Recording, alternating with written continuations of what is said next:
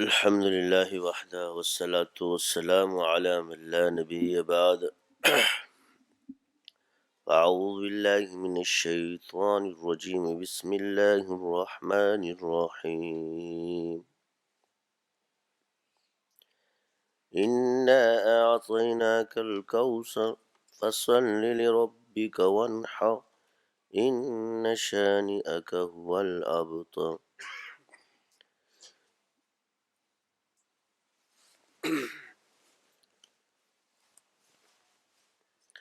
میرے واجب الاحترام عزیز ساتھیوں،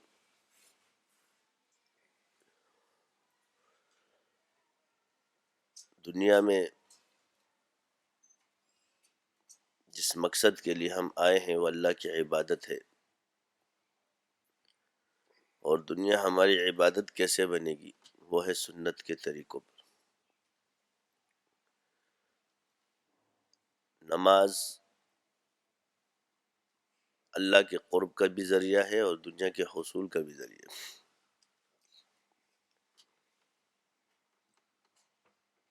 بعض ایسے اقوال بزرگوں نے پیش کر دیے جس کی وجہ سے لوگوں نے حاجتوں کی طرف یا وہ مقاصد جس سے دنیا آسان ہو جاتی تھی ذکر کی برکت سے، کہ اس سے اللہ کی رضا حاصل نہیں ہوگی، یہ دنیا کے لیے کیا جا رہا ہے،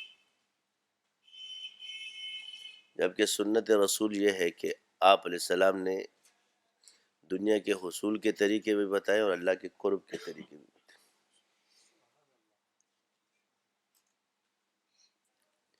کیونکہ نبی کی دعوت میں کوئی ایسی چیز چھپی بھی نہیں ہے، نہ تلقین میں، کہ جس سے ہمیں رہنمائی حاصل نہ ہو۔ وہ الگ بات ہے کہ ہم اسے پڑھتے نہیں یا وہ ہم تک پہنچی نہ ہو۔ جمع تو ہو چکی ہے، وہ پڑھی نہیں جا رہی، اور یہ تجربہ ہو گیا ہے کہ قرآن اور سنت کی روشنی میں کہ نص جو ہے وہ ہر دور کے ساتھ اس میں اشارات، اس میں دلالت، اس میں عبارت موجود ہے۔ اس کے لیے اللہ اہل علم کو پیدا کرتا ہے اور اسی پر اہل علم جتنے بھی ہیں، ایک یہ نہیں کہ اس پہ راز نہیں کھولے، کہ اس کے سامنے علم کیا چیز ہے، کہ جہاں اللہ اور اس کے رسول کی بات آ جائے سر تسلیم خم ہے، وہاں پر چوں چاں چیں چوں پوں پا اپنے تعویلات کر کے یہ علم نہیں ہے، بلکہ یہ گمراہی کو جنم دے گا۔ اسی طرح اقوال جو ہے ائمہ کے، تقلید جو ہے شخصی، یہ لازم ہے، اس کے بغیر چارہ نہیں ہے۔ اور یہ اللہ کی سنت ہے کہ اللہ نے ایسے درجے کے لوگ پیدا کیے اور انہوں نے ایسے اصول وضع کیے جو قطعی طور پر بھی قرآن و سنت کے خلاف نہیں ہے۔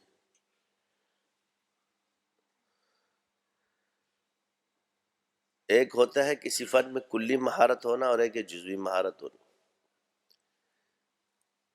اب وہ جزوی مہارت والا اتنی مضبوط بات کر کے کلی مہارت والا اس کو ثابت نہ کر سکے دعویٰ کرنے والا، تو پھر تو وہ اس سے زیادہ عالم ہے۔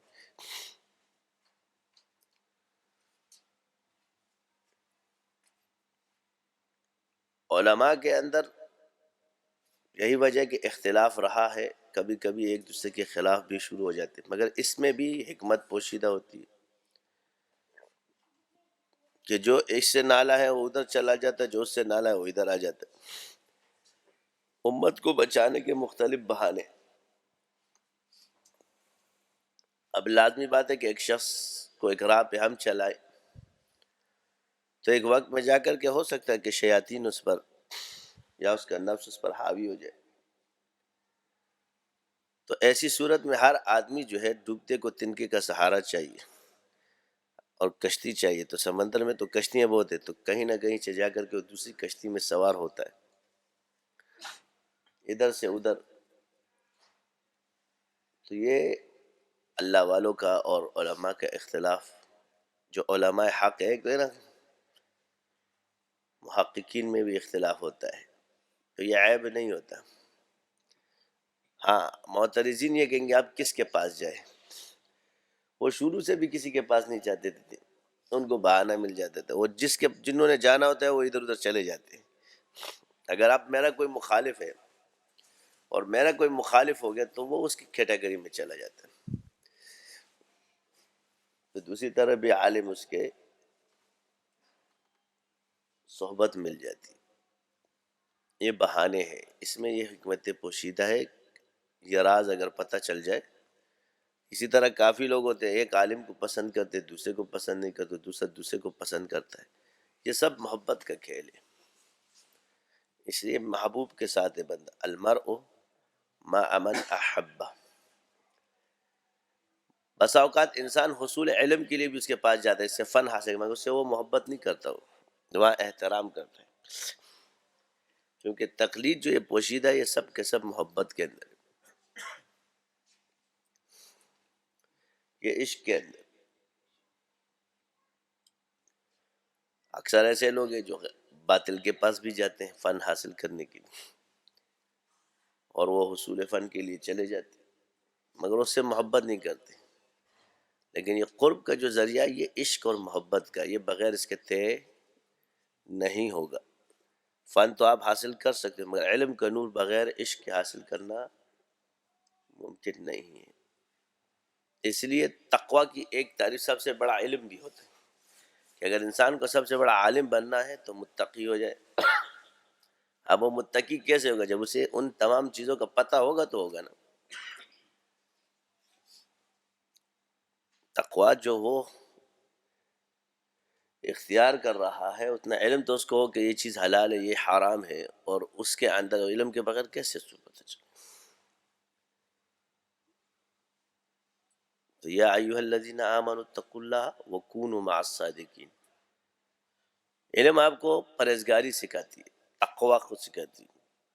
تقوی کس چیز سے ہمیں حاصل ہوگا؟ پرہیزگاری سے. قرب ہمیں کس چیز سے حاصل ہوگا؟ یعنی اب کیا ہے کہ پرہیزگاری حاصل ہوئی علم کی برکت سے، اور قرب حاصل ہوگا ذکر کی برکت سے. آپ علیہ السلام نے دو الفاظ فرمائے، یا رسول اللہ سب سے بڑا عالم بننا چاہتا ہوں، فرمایا تقوی اختیار کرو. یعنی جو علم سیکھا اس پر عمل آ جائے. اور تقوی میں کیا سیکھا؟ تقوی ہم کیسے سیکھیں گے؟ وہ علم کی برکت سے سیکھیں. اور پھر وہ پرہیزگاری ہمیں سب سے بڑا عالم بناتی ہے، اس پر عمل جو ہے وہ بڑا آدمی بناتی ہے. یا رسول اللہ اللہ کا قرب حاصل کرنا چاہتا ہوں، فرمایا کثرت سے ذکر کرو. اب جب ذکر کا حلقہ آ جائے تو کوئی بھی شعبہ نہیں آ جاتے جی یہ جائز ہے کہ ناجائز ہے. فقہا، صوفیہ، محدثین، جتنے بھی اللہ والے ہیں، صوفیہ کرام ہیں اور علماء ہے، پھر محدثین، یہ تین طبقے ہمارے اندر علم کے، ان میں اختلاف رہا ہے اور ہر کسی کے اصول ہیں. لیکن حصول کا جو منبع ہے صوفیہ کے ہاں قرآن اور سنت. فرق یہ صوفیہ کے اصول میں سے جو چیز قرآن اور سنت سے متصادم ہو وہ رد کرتے ہیں اس کو. کون سا چیز؟ مکاشفے کے اندر آپ انہوں نے اصول رکھا ہے قرآن اور سنت. کسی چیز میں جی خلاف شرع باتیں نہ ہوں. اب اکثر جو یہ ذکر ہم لوگ کرتے ہیں صوفیہ کے طریقے سے، ذکر بالجہر، خواہ مخواہ ایک چیز اٹھائیں گے اس میں پیچھے سے اختلاف چلا رہے. مطلق ذکر بالجہر حرام نہیں ہے. مطلق ذکر جو ہے وہ قرآن پڑھتے ہیں ہم، بلکہ جس نے کلمہ نہ پڑھا اس سر عام جہر کے ساتھ، اسے تو ہم مسلمان بھی نہیں مانیں گے. ایمان لانے کے لیے ذکر بالجہر شرط ہے کہ آپ کی زبان، کیونکہ دل کا تعلق اللہ کے ساتھ. وہ لا الہ الا اللہ جو ہے نا سر عام پڑھے گا، گواہوں کے سامنے پڑھے گا. ایسے چھپ کر کلمہ قبول نہیں ہے. نہ یہی روایت جو ہے نا ایک ابو طالب کے بارے میں بھی موجود ہے جس کو ضعیف قرار دیا گیا ہے، مگر کیونکہ انہوں نے حضور کے سامنے وہ چیز نہیں ایک ثابت تو قبول نہیں کیا گیا. یہاں یہ اعتراض کرتے جنہیں پر نہیں، جب نبی الفاظ فرما رہے ہیں تو اس وقت انکار ہے، بعد میں صحابی کے تو وہ چیز نبی کے لیے نبی نے کوئی چیز سن لی تو وہ شہادت اس کے لیے نہیں ہے، کیونکہ نبی کی ہر چیز قطعی ہے، اور جب وہ امت پہ چلی جائے گی وہ گواہی مل جائے گی. نبی کا خواب ہو، سننا ہو، کچھ بھی ہو، وہ وحی کے درجے میں اور قطعی ہو.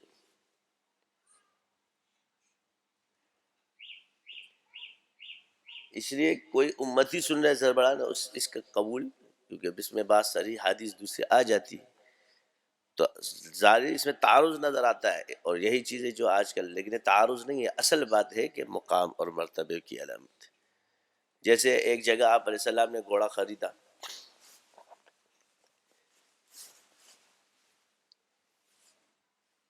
اور فرمایا کہ گھوڑا میں بات کر لی پیسے لینے کے، جو واپس ہے اس بندے نے زیادہ پیسوں سے بیچ دیا. حضور نے تو میں نے آپ سے لیا تھا، آپ نے کیوں بیچا؟ تو اس نے کہا کہ آپ کے پاس گواہ کون ہے؟ ابھی پیچھے سے ایک صحابی کھڑے تھے کہ میں گواہ ہوں.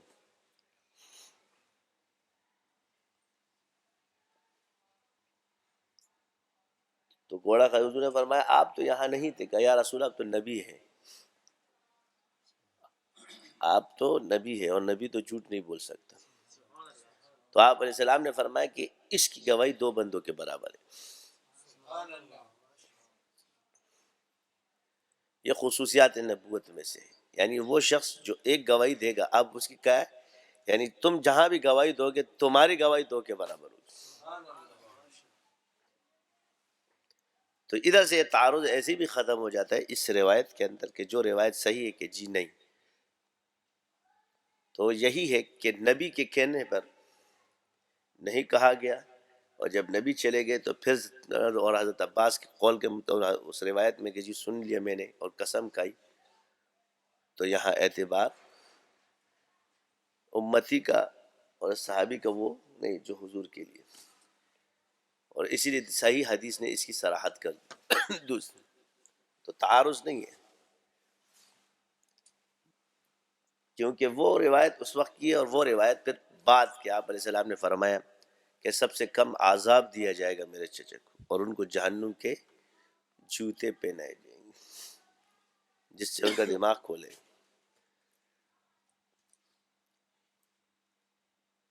تو یہ معاملہ سارا حضور کے سامنے ہوا اور یہ روایت موجود ہے، تو حضور نے اس کو قبول نہیں فرمایا، اور اس کی وجہ یہی ہے کہ نبی نے نہیں سنا.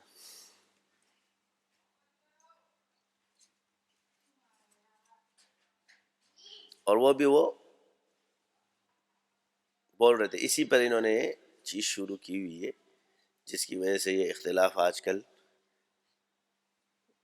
چل رہا ہے. اور یہ روایت بھی ملا علی قاری رحمۃ اللہ علیہ نے، مگر اس پہ ضعیف کہ روایت ضعیف ہے. اب تو صحیح اور ضعیف کے اندر جب تعارض آتا ہے تو پھر صحیح روایت کو لیا جاتا ہے، لیکن ظاہری اس میں تعارض نظر آ رہا ہے مگر تعارض نہیں ہے. اصولی طور پہ یہ چیز اس میں موجود ہے کہ جہر نہیں تھا، وہ صرف زبان سے ہلکا ہلکا پڑھ رہے تھے، اتنی بلند آواز سے نہیں پڑھ رہے تھے. اور یہی ہے کہ یہ فقہ کے اندر کافی اصول اسی سے نکلتے کہ اگر کوئی منہ میں بڑا بڑا رہا ہو، اتنی آواز سن رہا ہو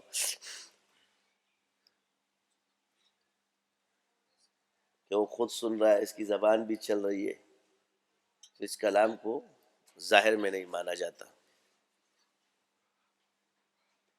یہ بھی کشف کے درجے میں چلا جاتا ہے کہ ایک آدمی اس میں اس کے چڑھے. تو یہی چیز ہے. تو عرض یہ ہے کہ یہ ہمارے پاس مسلم اصول ہے کہ جب تک ذکر اتنی اونچی کہ مسلمان کا پتہ چلے تو لا الہ الا اللہ آپ نے کسی سے نہ سنا ہو، ظاہری مشہور ہے، تو ہم گواہی توڑی دیں گے اس طرح.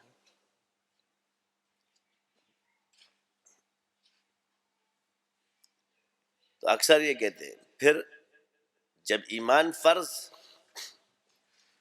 تو اب سنت، حیرت کی بات یہ کہ وہ لوگ باتیں کرتے ہیں، جب بات کرتے ہیں تو جی کے بزرگ ہیں لکھے ہوں گے، بعض اوقات یہ نہیں کہ بزرگوں نے اقوال، لیکن اس میں ہم صوفیاء کا مذہب لو کہ وہ اس کو جائز سمجھتے ہیں، بس صوفی فقی اس کو جائز سمجھتا ہے، اس لیے انہوں نے اس کے سلاسل، اور ہمارے ہاں اجتماعات بھی اس کے جائز ہے اور ذکر بھی جاہر بھی جائز ہے، لہذا اصول تصوف کے اندر جائز ہے۔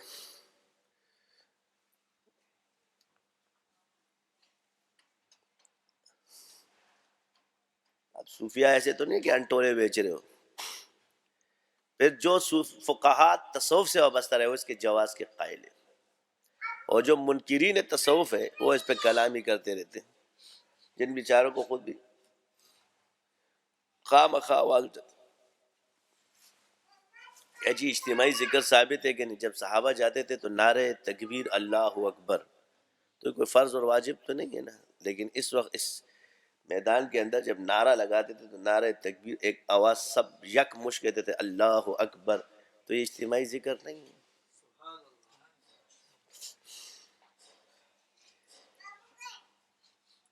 جی کہاں سے ثابت ہے، اور کہاں جہاں ثابت ہوتا ہے وہیں پہ یہ کلام شروع کر دیتے، یہی تو ہے، پھر تعویلات شروع کر دیں گے، یہ اصل ساری برمار اس تعویلات کی ہے اور بزرگوں نے کی ہے۔ جب حدیث آ جائے تو اصول یہ ہے کہ تمہاری تعویلات ٹوٹ جائیں گی، اگر حدیث کے اندر تعارض آ گیا تو آپ کہو گے جی یہ تعارض کو رفع کرو، نہیں کر سکتے تو دونوں مذہب حق پر ہے، جو جس پر چلے گا وہ ٹھیک ہی ہوگا۔ یہی اجتہاد کا مطلب ہم نے سمجھا جی غیر منصوص مسائل میں، منصوص مسائل کے اندر بھی مجتہد کے اقوالوں میں اختلاف موجود ہے، اگر ایک روایت ایک مجتہد کے ہاتھ صحیح نہیں ہے تو اس نے اس کو چھوڑ دیا، جو اس کی روایت صحیح تھی اس کو مذہب بنایا ہے۔ متشابہات میں بھی یہی چیز ہے، اشارہ النص، دلالت النص، اس میں بھی اختلاف موجود ہے، اسی کے لیے مجتہد کی ضرورت ہوتی ہے، یہ نہیں کہ صرف غیر منصوص مسائل، منصوص مسائل میں ہی اختلاف شروع۔ اب جیسے اس حدیث کو لے، یہ بھی روایت ہے موضوع ہے، نہ ضعیف ہے، موضوع نہیں ہے، اور یہ بھی روایت ہے جو صحیح ہے، اب اس کو کس نے لیا؟ تو اگر تعویل کی گئی ٹھیک ہے، نہیں تو اس کے ایمان کی دلالت نہیں۔ کیوں کہ آپ ایمان امتی اس روایت سے نہیں لے سکتے، کیونکہ پیچھے حدیث حضور نے فرما دی، دونوں روایتیں حضور کی، تو جہاں ایمان کی نفی ہو رہی ہے،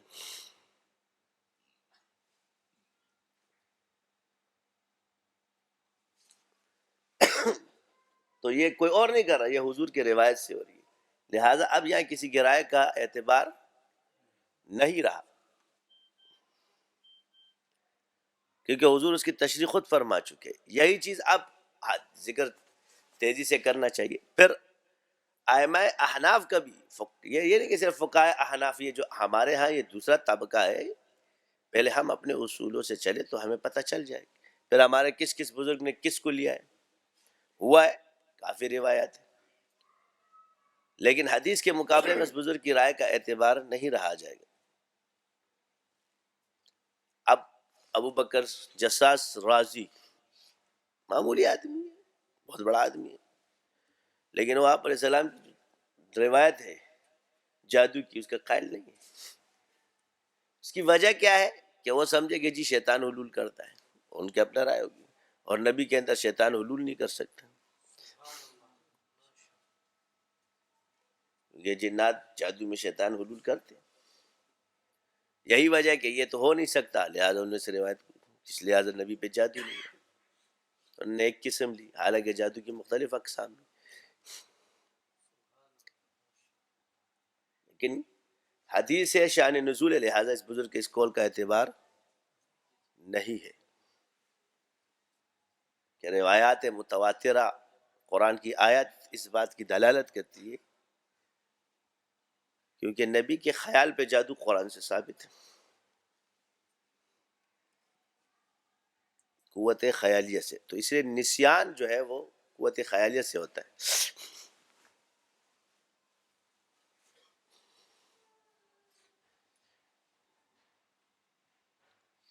اور نسیان جو ہے نبی پہ طاری کیا جا سکتا ہے، چاہے وہ کسی قسم کا بھی جادو، موت کا ہو، کچھ بھی کر لے۔ تو اب ایک عام علم والا آدمی مثال کے طور پہ جب آتا ہے تو اس کو اپنے حساب سے اس کو کنٹرول کر لے کہ کچھ نہ کچھ اثر تو اس کو ہوتا ہے، تو جب اس پر وہ اتنا حاوی نہیں ہو سکتا تو نبی پہ کیا حاوی ہوگا؟ لیکن یہ صرف بشریت ثابت کرنے کے لیے، کیونکہ فرشتے جو ہے وہ تریاک ہے یا نور جو ہے وہ جادو کا توڑ ہے، لہذا بشریت کو ثابت کرنے کے لیے کہ یہ بشر ہے،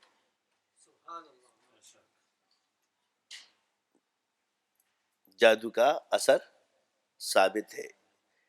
یہ کمی یا زیادتی کے جیسے شادی بیاہ یہ نبی سے ثابت ہے، بچے ثابت ہے، کھانا پینا یہ ثابت ہے، بخار یہ نبی سے ثابت ہے، یہ منافی نبوت نہیں ہے۔ اسی طرح یہ جادو بھی ایک مرض ہے، یہ منافی نبوت نہیں۔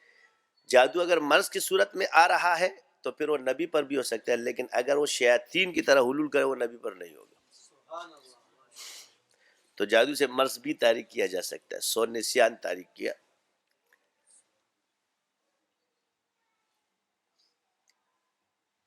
تو جنون نبی پر نہیں آ سکتا، نسیان آ سکتا ہے، یہ دلائل ہے۔ اب اس سے ان کی دلیلیں ٹوٹتی ہے، اور اگر وہ بڑا آدمی ہے، بزرگ ہے، معمولی آدمی نہیں، بہت بڑا آدمی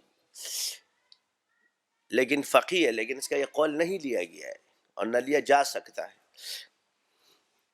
کیونکہ اس سے باطل مضبوط ہوتے، معتزلہ بھی مضبوط ہوتے، یہاں موافقت آ رہی ہے۔ اب ہم اپنے بڑے کو معتزلی تو نہیں کہہ سکتے، کیونکہ اب مسئلے کی وجہ سے کوئی معتزلی نہیں ہوگا، یہ اس لیے میں پہلے کبھی کہتے بلکہ عقائد کی وجہ سے ہوگا، اور معتزلی جو ہے وہ عقائد رکھتے ہیں قرآن پہ، خلق قرآن کا، اور ہمارے ہاں عقیدہ خلق قرآن کا نہیں ہے، لہٰذا ادھر نہیں۔ اب یہ مسئلہ ہے تو مسئلے میں جو موافقت ہے وہ ہو جاتی ہے، تو مسائل کی موافقت کی وجہ سے کوئی اس مذہب کا آدمی کہلایا نہیں جائے گا، لیکن دلیل اس کو اپنے مذہب کے قول کو اختیار کرنا پڑے گا۔ اس لیے مسائل میں آپ کے موافقات ہے، عقائد میں اثر فساد ہوتا ہے، عمل میں بھی اکثر موافقات موجود ہے، جیسے یہود 10 محرم کا روزہ رکھتے تھے اور آپ علیہ السلام نے بھی رکھا ہے، تو یہ موافقت عملی ثابت ہے مگر اعتقادی تو نہیں ہے۔ یہی وجہ ہے کہ اعتقاد کے بجائے جب عمل پر آ گئے تو لڑائی شروع ہوئی۔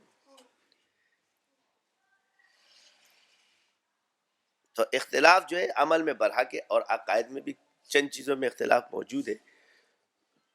استوا پر مسلمانوں کے اندر مختلف موجود ہے۔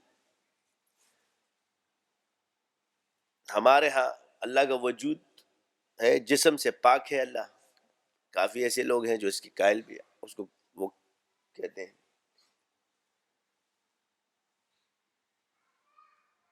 بس انہوں نے کہ جی اللہ انسان کی طرح نہیں ہے مگر ہے، مگر ہم کہتے ہیں نہیں، وجود ہے اور جسم سے پاک ہے۔ استوا میں اختلاف ہے۔ اب استوا کے اختلاف کے کتنے مسائل موجود ہیں، کوئی کہتا ہے جی غالبہ ہے، کوئی کہتا ہے، یہ مسلمانوں کے اندر اختلاف ہے، مگر اللہ کی وحدانیت میں کسی کا اختلاف نہیں، اللہ کے وجود پر کسی کا اختلاف نہیں ہے۔ یہ بنیادی چیز ہے۔ اسی رستوں سے پھر اشراکی یا وہ آتے ہیں آپ کے پاس، تو ہم لوگ یار ہمارا تو اللہ جہاں اللہ کو ماننا ہے اس طریقے پہ، اس میں اختلاف آپ کو کہ اللہ وحدہ لا شریک ہے، ذات اور صفات میں اللہ کا کوئی شریک نہیں ہے۔ عام سا عقیدہ ہے، اشہد اللہ الہ الا اللہ وحدہ لا شریک لہ واشہد ان محمدا عبدہ ورسولہ، لا الہ الا اللہ محمد رسول اللہ۔ یہ تصوف کہاں سے آ گیا؟ میں نے کہا سب سے پہلے صوفی حضرت آدم علیہ السلام ہے، لا الہ الا اللہ آدم صفی اللہ۔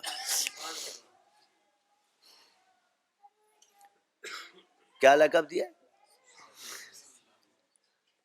اب صوفی کا بھی معنی یہی ہے، صفا کا معنی بھی یہی ہے، اور صفی کا معنی بھی یہی ہے، پاکیزہ۔ تو کلمہ جب دنیا میں آیا تو آج کیا تھا؟ لا الہ الا اللہ آدم صفی اللہ۔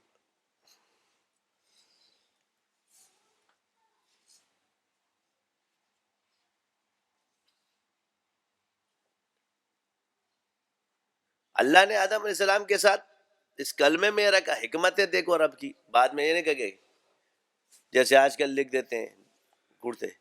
نبی اگر اپنے ساتھ لکھ دے کہ میں گناہگار ہوں تو آپ نہیں کہہ سکتے. یہ الفاظ بھی خصوصیات نبوت میں اس کے ساتھ ہیں.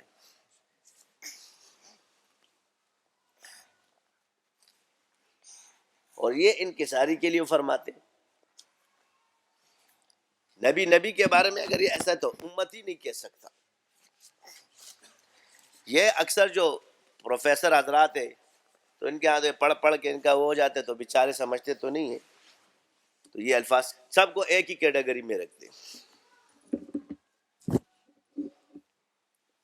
میں یہ نہیں کہتا کہ پروفیسر سارے سے، اللہ کا شکر ان میں بھی بہت پکے مسلمان ہیں، لیکن جو گمراہ ہے جو پروفیسروں کی شکل میں بیٹھے، اور وہ ضروری نہیں کہ صرف پروفیسر، وہ مولویوں کی شکل میں بھی بیٹھے ہوئے، وہ صوفیوں کی شکل میں بھی بیٹھے ہوئے، اس سے کسی طبقے کو ہم غلط نہیں کہہ سکتے.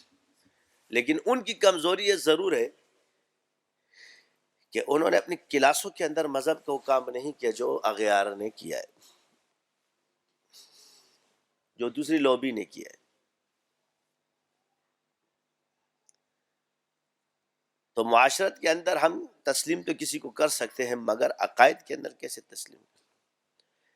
مثال کے طور پہ کہ جب عقیدہ بھی ایک ایسا تعلق ہے کہ یہ آپ کا ہو، یہ بدلنے والا کون ہے؟ یہ رب ہے. کہ دینے والی ذات کس کی ہے؟ جی اللہ کی ہے. سب کا عقیدہ یہی ہے کہ اللہ کو کوئی نہیں مانتا، جی مانتا ہے. اگر دہری ہے وہ بھی اللہ کو مان ہی رہا ہے ایک قسم سے کہ وہی چل رہا ہے، تو وہ چیز بھی تو کسی نے پیدا کی ہے نا.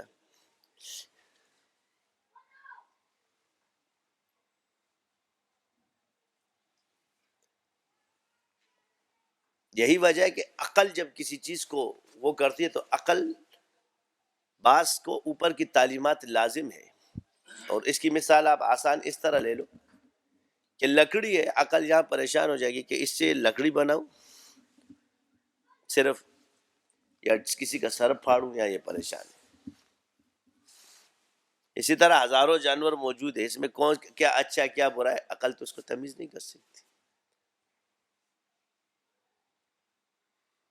اسی کے لیے اللہ نے تعلیمات کو پہلے اتارا ہے، بلکہ انسان کے پیدا ہونے سے پہلے ہی اس کا علم پیدا کر دیا اللہ تعالیٰ.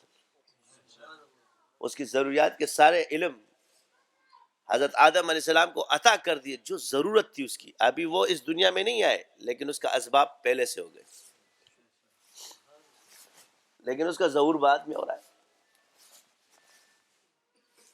اگر ہم یہ سوچیں تھوڑی دیر کے لیے اللہ کا فضل و کرم ہے ہم پر کیا کہ بھائی ابھی اللہ نے ہمیں پیدا بھی نہیں کیا ہے، اور ہزاروں سال پہلے ہمارے بندوبست ہو چکے ہیں، اور آدم علیہ السلام کو ساری چیزوں کے نام بھی بتائے گئے اور چیزیں بھی دکھائی گئی کہ کیا ہے. تو فرشتے کیوں نہیں دیتے؟ اس سے ثابت ہو کہ جو کی ضرورت کی چیز ہوتی ہے اسی پہ کھولا جاتا ہے. یہ اللہ کا قانون ہے. اب اللہ نے فرشتوں کو وہ علم کیوں نہیں دیا؟ کیونکہ وہ ان کی ضرورت نہیں تھی، نہ وہ کھاتے تھے نہ پیتے تھے، نہ ان کو کھیتی کی ضرورت ہے. ان کا رزق جو تھا ذکر ہے.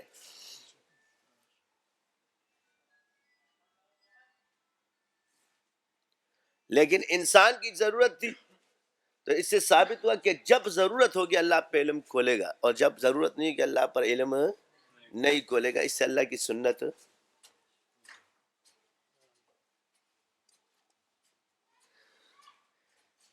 جو اکثر کہتے ہیں جی مجھے کشف نہیں ہوتا، فلاں نہیں ہوتا، یہ نہیں ہوتا. بھائی جب اس کی وجہ یہی ہے کہ ابھی تمہاری ضرورت نہیں ہے، جب تمہاری ضرورت آ جائے گی تو تم سے کام لے لیا جائے گا. ابھی تمہاری ضرورت نہیں ہے، تم ذکر کرو بس. تمہیں اللہ نے عبادت کے لیے پیدا کیا، اس کے طریقے سیکھو، تیار رہو جیسے فوجی تیار ہوتے. یہ تم پہ لازم ہے کیونکہ اللہ نے قوت کو حاصل کرنا فرض قرار دے دیا. یہ قرب کی کمی نہیں ہے. اب اکثر لوگ کہتے ہیں وہ اس کے اندر موجود ہے مگر ابھی اس کی ڈیوٹی نہیں ہے.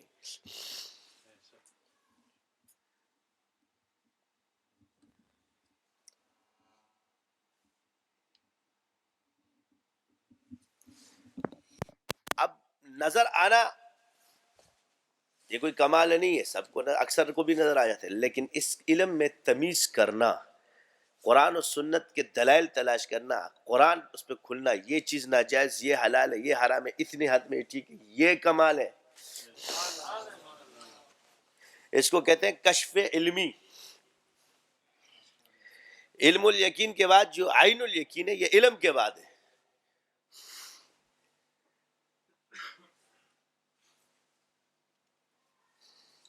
اصل کمال یہ، اور ایسے آدمی کے کشف کو رد نہیں کرتا، کیونکہ اس کو اپنے مکاشفے کو ثابت کرنے کے لیے دلائل موجود ہوتے.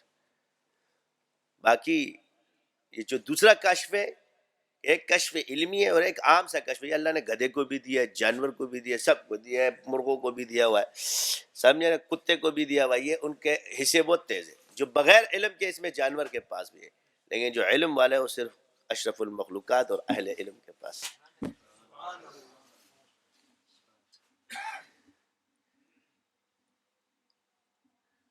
یہ کمال ہے.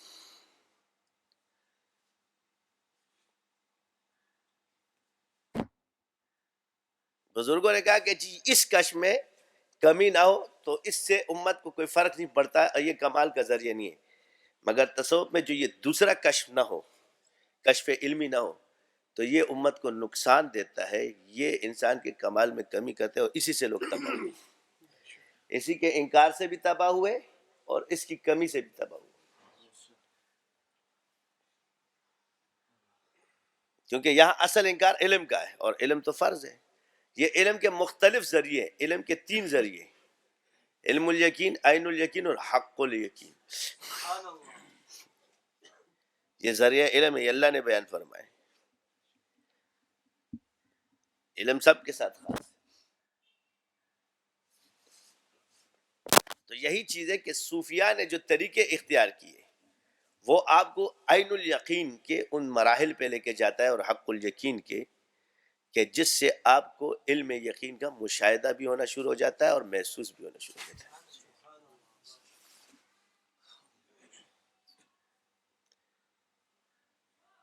میرے پاس سوال ہے جی ذکر بالجہر کیا ہے، کسی کو جواب دینا ہے. میں نے کہا دیوبندی اس کو جائز سمجھتے ہیں، اور جو دیوبندی نہیں ہے وہ اپنی خیر منائے. یہ دیوبند کا سوال نہیں ہے، یہ وہابیوں کا سوال ہے. تعویذ کو نہ مانا، میں آپ کو آسان سوال کیا، یہ ہم نہیں کہتے کہ جو اس کا اپنا ہوگا. محمد بن عبد الوہاب نجدی، کیا نام ہے؟ یہ نجد کا عالم. تعویذ کو لٹکانا، پہننا، اس کو اس نے شرک اکبر کہا ہے. کیا کہا ہے؟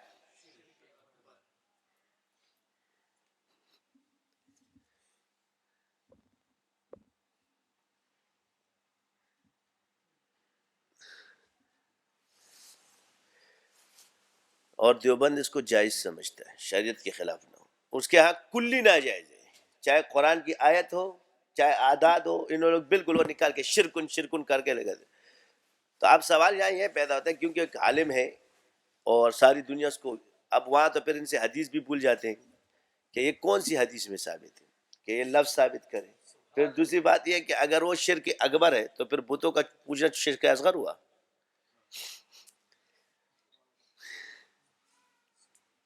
جب یہ شرک اکبر ہے تو پھر یہ باقی شرک اصغر ہے نا. اتنے علامے بنتے ہو، اب اس پہ کیا جواب آئے گا؟ تو پھر یہ کہاں جا رہا ہے؟ صوفیوں کی تو واٹ لگاتے لگاتے تم لوگ خود بھی اتنے آگے نکل گئے. تو یہ کیا ہے کہ حدیث میں تمیمہ آ گیا تو آپ نے تمیز نہیں کی. حدیث میں تعویذ، اب حدیث میں اگر رقیہ آیا ہے تو حدیث میں اس کی تقسیم بھی تو آئی ہے. تو تم اوروں کی تقسیم پہ کیا چل رہے ہو؟ جب حضور نے کہہ دی سٹھیک ہے، سارے بزرگوں کا اختلاف ہے، اب فیصلہ تو حضور کی حدیث پر ہوگا. اب ابن حزم رضی اللہ تعالیٰ عنہ کی روایت کیا پیش کرتی ہے ہمیں کہ وہ دم کر رہے ہیں، تو کیا تمہیں پتہ نہیں کہ حضور نے منع کیا ہے؟ کہا میں تو یہ رقیہ کرتا ہوں، وہ حضور کے پاس ہے. یہ سورہ فاتحہ کے لیے پوچھنے نہیں کہتے، یہ اپنے دماغ میں رکھنا کہ بعض تم سو گے کہ حضور صلی اللہ علیہ وسلم نے قرآن سے منع کیا تھا. وہ رقیہ تھے کہ جس میں مختلف اقسام کے رقیہ موجود تھے، جو اور زبانوں میں تھے عرب کی، اور اس سے وہ چلا آ رہا تھا. وہ آج بھی بخاری میں ایک صحیح روایت کے اندر وہ چیز موجود ہے اور علماء اس کے معنی سے بھی قاصر ہیں. اب کہتے ہیں جی اس میں معانی ہونے چاہیے. یہ قید کس نے لگائی؟ بعد والوں نے لگائی. ہمارے ہاں ائمہ نے قید نہیں لگائی. امام محمد فرماتے ہیں ہمارے ہاں رقیہ جائز ہے قرآن سنت اور مسنون اذکار کے ذریعے ہو، اس سے آگے فرمائے نہیں کچھ. نیچے والے نے آ کر کے کہا جی اس میں اگر وہ معانی جانتا ہو.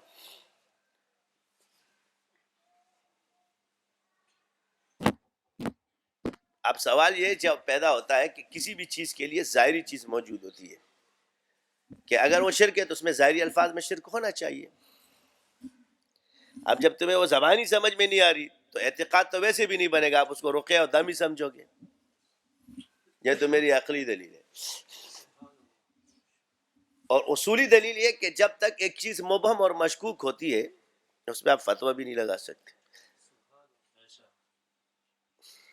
تو اس کو ترک تو کیا جا سکتا ہے مگر اس کو حرام نہیں کہا جا سکتا. یہ تو ایک الگ ہے. لیکن مشاہدہ یہ ہے کہ اس سے بندہ ٹھیک ہو رہا ہے. تو غیب کی بات ہے کہ ٹھیک کرنے والا کون ہے؟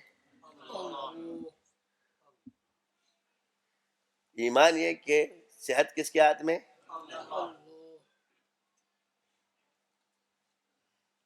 تو جب یہ چیز نہ کسی کافر کی کتاب میں نہ کسی مسلمان کی کتاب میں ہے اور اس چیز سے بندہ ٹھیک ہو تو پھر اللہ کی طرف سے بولو نا ٹھیک کرنے والا اللہ ہے. تو یہ تجربہ کس نے دیا؟ کیونکہ صرف آپ کی کتاب تو نہیں ہے، غیروں کی بھی کتابیں ہیں. تو ان کی مذہب کی ہمارے اگر قرآن مجید نے تو ان کو منسوخ کیا مگر ان کتابوں میں جو بھی رد و بدل انہوں نے کر دیا لیکن کتاب تو موجود ہے نا. آج بھی لوگ اس کو مانتے ہیں ان کے. تو اس میں جا کے دیکھ لو، دکھا دو کہ یہ چیز موجود ہے نہیں ہے. تو وہ تھا ایک ایسا منتر جس سے وہ دم کر دے کہ یا رسول ہم تو حالت میں یہ دم کر دیتے اور اس سے لوگ ٹھیک ہو دے. حضور نے فرمایا وہ منتر میرے سامنے پیش کرو. آپ علیہ السلام نے ان کو دیکھا اور فرمایا اس کی اجازت ہے تمہیں. یہ قرآن و سنت والے رقیہ پر نہیں ہے، یہ اپنے دماغ میں رکھنا. جو قرآن و سنت کے رقیہ پر رد کر رہا ہے وہ بزرگ خطرے میں چلا گیا. یہ اصل دوسری زبان تھی اور اس زبان میں معانی بھی نہیں ہے. نہ حضور نے اسے معنی بتایا نہ اس نے معنی پوچھا. حضور نے اس کو دیکھا اور تم کر سکتے ہو اور اجازت دے دی. اور یہ روایت ضعیف نہیں ہے، اس لیے غالباً جو ہے اب دیکھنا پڑے گا کہ ضعیف ہے کیا، کیونکہ پڑھے ہوئے کافی عرصہ ہو گیا. استحزار. اب مجھے بتاؤ کہ اس کی تقسیم اس روایت سے ہو گئی کہ کون سا جائز ہے کون سا ناجائز ہے. اب ایک بزرگ آپ نے اس میں تعویلات کرا تو تعویل بھی ٹوٹ گئی، وہ دلیل بھی ٹوٹ گئی کیونکہ تقسیم ثابت ہے. اب یہی چیز آپ آ جائیں جی بکریوں پر ہو گیا یا ہدیے پر ہو گیا یا پیسے لینے پر ہو گیا. اب ادھر بھی اختلاف ہے کہ جب اس نے بکریاں مانگی تو صحابہ نے اختلاف کیا کہ آپ نے تو کتاب اللہ پر پیسے لیے. اب کتاب اللہ الگ ہے اس میں اور باقی رقیہ الگ ہے. یعنی یہاں بحث کس چیز پہ ہو رہی ہے؟ رقیہ پر نہیں ہو رہی ہے، کتاب اللہ پہ ہو رہی ہے. جب انہوں نے کہا آپ نے کیا پڑھا، کہ میں نے سورہ فاتحہ پڑھا. تم نے بحث کیا ہے حدیث میں کہ کتاب اللہ بالکل ظاہری موجود ہے، ایسے نہیں کہ اس میں کوئی معنی موجود ہے. یعنی اس کو آپ عبارت النص کہہ لو نہیں صحیح، مطلب صحیح روایت ہے کہ اب وہ صحیح روایت ہے اس میں یہ کہ اس میں صاف الفاظ کے اندر موجود ہے کہ کیا تم میں کوئی ہے کہ جو دم کر سکتا ہو. اور اس کا باب باندھا ہے شرط کے ساتھ فاتحہ پڑھنا. باب کیا باندھا ہے؟ شرط کے ساتھ. یہ امام بخاری نے اس کا باب باندھا ہے. یہ جو حرام خور کا لفظ ہے اس پہ چلاتے ہیں ذرا پہلے، پھر بعد میں بات کریں گے. کتاب اللہ پر پیسے لینے کا اس پہ آتے کہ بھائی تم میں کوئی دم کرنے والا ہے. صحابی کہ وہاں ایک آدمی کو نہر کے کنارے بچو نے کاٹ لیا ہے. ایک صحابی نے کہا میں کرتا ہوں مگر شرط یہ کہ مجھے ایک ریوڑ دیا جائے گا، مطلب مجھے بکریاں چاہیے. غالباً اس طرح انہوں نے ٹھیک ہے دیتے ہیں. وہ گئے, آپ نے دم کیا, بندہ ٹھیک ہو گیا, انہوں نے ریبڑا بکریوں کا جو ہے وہ دیا. آپ آئے, صحابہ نے کہا تم نے تو کتاب اللہ پر پیسے لیے. یہ دوسری روایت ہے کہ تم نے کیا پڑھا والا کہ اس میں یہ ہے کہ بحث شروع ہو گئی. پتا تھا کس نے پڑھا ہے, اللہ کا کلام پڑھا ہے, تو صحابہ اللہ کا کلام ہی جانتے تھے. تم نے تو کتاب اللہ پر پیسے لیے, رقیہ پر بحث نہیں تھی. بحث کس چیز پہ تھی کہ کتاب اللہ پر پیسہ لانا جائز ہے یا ناجائز ہے. یہ اس بات پر بحث نہیں تھی کہ کتاب تم نے رقیہ پر پیسے لیے. آپ نے کس پر پیسے لیے؟ تم نے مکروہ کام کیا کہ تم نے کتاب اللہ پر پیسے لیے, رقیہ پر نہیں. اتنا صحابہ کو پتا کہ رقیہ پر پیسہ لینا ہے کہ نہیں, اس پہ آ جاؤ. آپ آئے, فیصلہ حضور کے دربار میں آیا, سارا معاملہ حضور نے فرمایا جن امور پر دنیا میں پیسے لینا جائز ہے, بہتر ہے کہ کتاب اللہ پر لیے جائے. فیصلہ کس نے کیا؟ تمہارے سارے بزرگ, جتنے مسلکی لڑائی ہو یا جتنے اس وقت کے جدید ہے, اس حدیث کے اندر وہ ساری باتیں ختم ہو چکی ہے کہ حضور نے اس کو جائز کہا اور تو ناجائز اور کراہت کہا, اور تو پھر بھی مومن کہتا ہے اپنے آپ کو.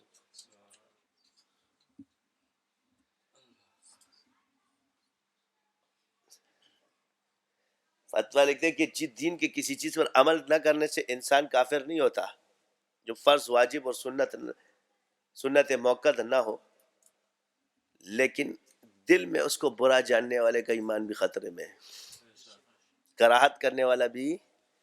شریعت کے بارے میں یہ کہنا, ایک نے کہا اس میں فلاں ہے وہ غسل, تو گیا, تو یہ خطرہ والی باتیں ہوتی ہے. علمی بحث الگ چیز ہے, مگر اس کو اتنا مت چڑھاؤ. بس اس میں کہ فلاں بزرگ ٹھیک کہتے, فلاں کہتے, تو کر ہر بزرگ. ہم نے کہا ہم فیصلے نہیں کرتے بزرگوں کے, ہم اپنی بات پر دلیل پیش کرتے, کسی کے فیصل نہیں بنتے ہم. تحقیق ہمارے ہاں جائز ہے. آگے سے کہتے ہیں جی بکرا کس طرح کاٹنا, اس طرح کاٹنا, اس طرح کاٹنا, فلاں کی طرح کاٹنا, ڈمکاں کی طرح کاٹنا, باقی چیزیں مستحب ہوتی ہے. قبلے کی طرف کاٹو, اس طرف کاٹو, مگر اللہ کا نام لے کے کاٹو. رنگ کون سا ہے؟ کالے رنگ کا بکرا بھی حلال ہے, سفید کا بھی حلال ہے, پیلے کا بھی حلال ہے, نیلے کا بھی حلال ہے. یہ نہیں کہ کالا حرام ہے پیلا حلال ہے.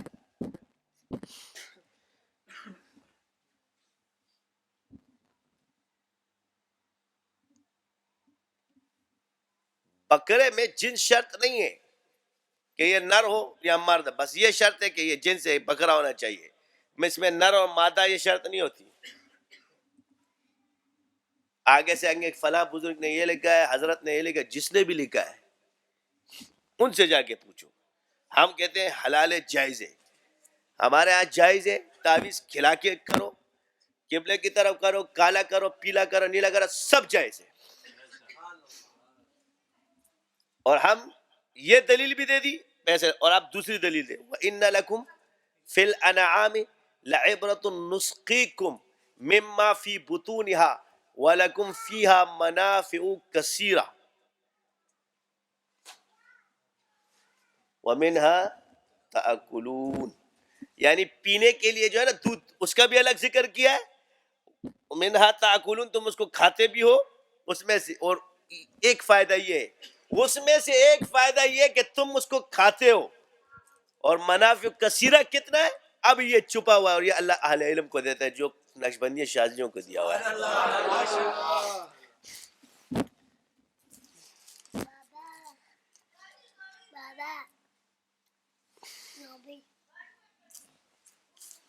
اب رہا ذکر بالجار پہ. ذکر جائز ہے. اب ایک آدمی اللہ کا نام لے رہا ہو چپ چپ کے, تو کسی کو کیا خبر ہے؟ اب اشارت النس اس میں ذکر بالجہری پوشیدہ ہے.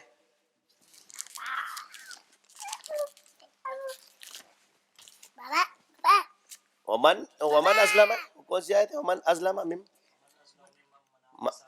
ممن منع مساجد اللہ ان یذکر فیہا اسمہ اب یہاں پر باقاعدہ اللہ نے مساجد کو بھی جمع کے ساتھ پکارا ہے، فرمایا ہے، اور اسم کو بھی فرمایا ہے۔ جو اللہ کا نام لینے سے مسجدوں میں منع کرتے ہیں، نماز پڑھنے کی بات نہیں کی ہے، یہاں اللہ کا ذکر ہے۔ سمجھ آ گئی مولوی صاحب؟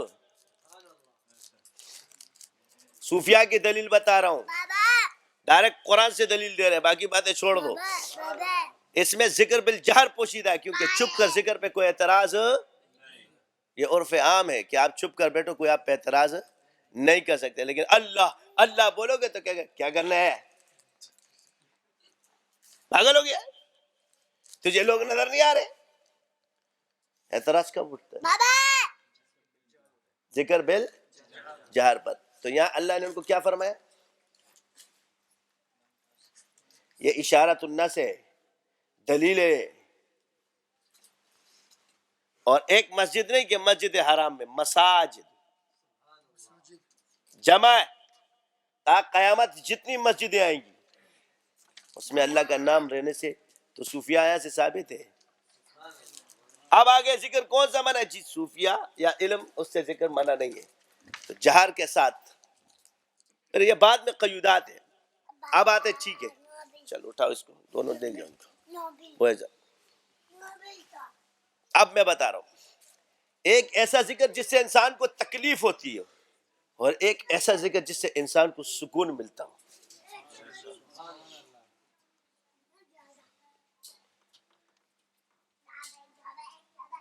تو انسان، اب عبداللہ ابن مسعود کی روایت تو پیش کرتے، مگر انہوں نے جس چیز کو بدعت کہا وہ تم لوگ کر رہے ہو آج کل۔ وہ لوگ خود جمع ہو کر بیٹھے تھے، کسی استاد کی نگرانی میں نہیں تھے، انہی کو اٹھا کے باہر پھینکا ہے۔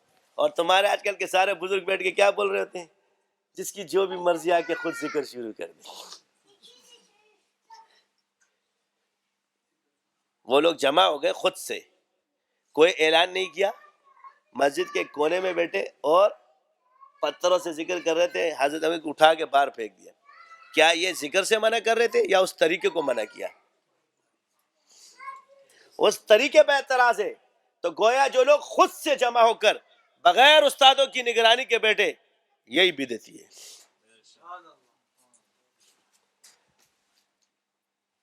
اور جو خود سے کوئی ذکر کرتا ہے، یہ تعلیم و تعلم کا طریقہ نہیں ہے۔ تعلیم و تعلم کے لیے شرط ہے کہ سب کے سب ایک ہی موضوع پڑھے۔ صوفیہ جاہل نہیں ہیں، ان کی دلیلیں تم سے زیادہ قوی ہیں، قرآن و سنت سے۔ ان پر اللہ نے قرآن کھولا ہے، باطن کی نگاہ کھولی تھی۔ اس لیے علم باطن کا انکار کرنے والے، یاد رکھنا، اس لیے پھنس گئے۔ کبھی کبھی ایک وقت ایسا آتا ہے کہ تمہیں باطنی معنی لینا پڑتا ہے، تب بچو گے، اور کہیں کہیں باطنی معنی نہیں، ظاہری معنی پڑھنا ہے۔ یہ قرآن میں کافی روایات اور کافی آیات ایسی جہاں کہ آپ پھنس جاؤ گے۔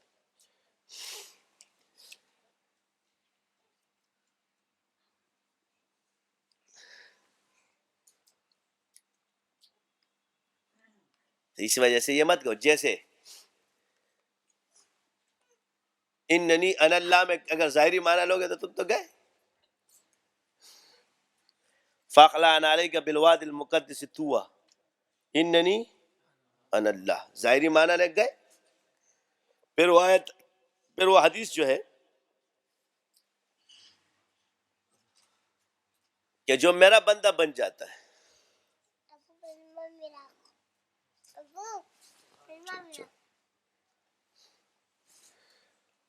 ظاہری معنی جو لیں گے کہ جو اللہ کا ہو جاتا ہے، اللہ اس کے ہاتھ بن جاتا ہے، چہرہ بن جاتا ہے، تو ظاہری معنی لگے تو گئے نا، پھر تو تم مسلمان بھی نہیں رہو گے۔ اور اگر باطنی معنی لیتے ہیں تو یہاں بچتے ہیں۔ اس طرح نماز کا ظاہری معنی اگر لیتے تو گئے، باطنی معنی جو پوشیدہ اصطلاحی، تو اصطلاح کیسے ہے؟ اصطلاح تو باطن سے بنی ہے، اصطلاح تو شخصیت سے بنی ہے، کہ اس کا معنی حضور نے ہمیں وَأَقِیمُوا الصَّلَاةَ کر کے دکھایا ہے، کیونکہ صلاح کا معنی تو دعا ہے، ظاہری معنی تو یہ ہے۔ تو پھر تم کس طرح علم باطن کا انکار کرتے ہو؟ گمراہی کو جنم دیتے ہو؟ یہ سارے انکار خشک نے کیے۔ تو دیوبند کے اندر صوفیاء کے ذکر پر اور اشغال پر اعتراض نہیں ہے. اب کیا ہے؟ المحند علی المفند اجماعی کتاب ہے ہماری. پچھلوں کو اب یہاں کرا دو کہ کیا کہتے ہیں، ہمارے اکابر صوفیاء کے اشغال کے شاغل رہے ہیں. کیا رہے؟ تو اب صوفیاء کے ہاں یہ ذکر ہے کہ نہیں ہے؟ تو جب دیوبند اس کو فرما رہا ہے اور یہ آپ کی اجماعی کتاب ہے، اس کے بعد ایک دیوبندی اٹھ کے کہتا ہے کہ ذکر بالجہر جائز ہے یا ناجائز ہے، تو یہ دیوبندی ہے؟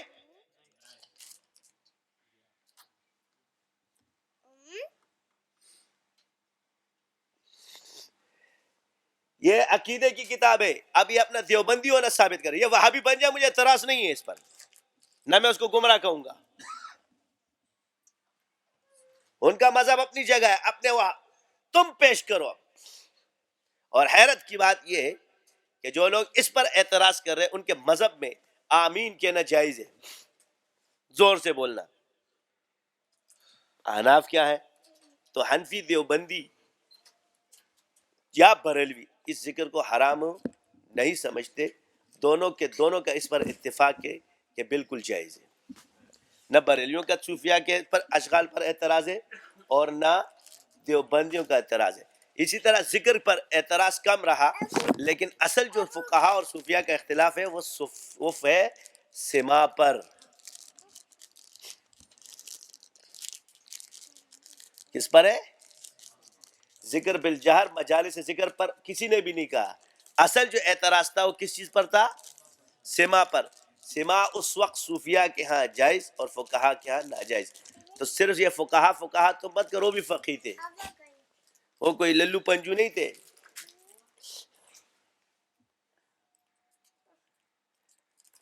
فقہ کا کیا مطلب لیا آپ لوگوں نے؟ یہ کہ جو تم لوگ سمجھتے ہو.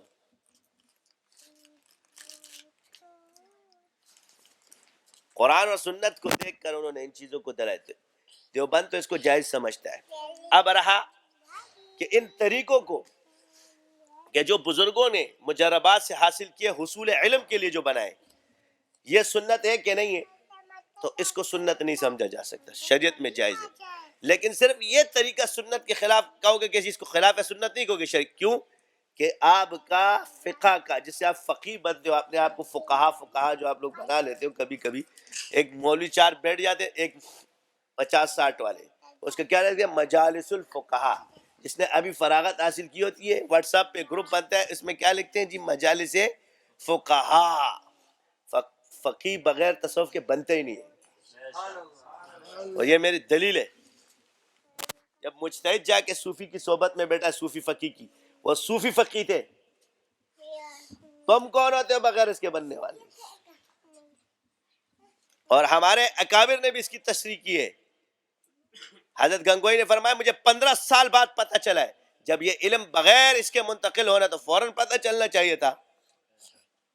اور حضرت تانوی فرماتے مجھے 33 سال بعد پتہ چلا ہے.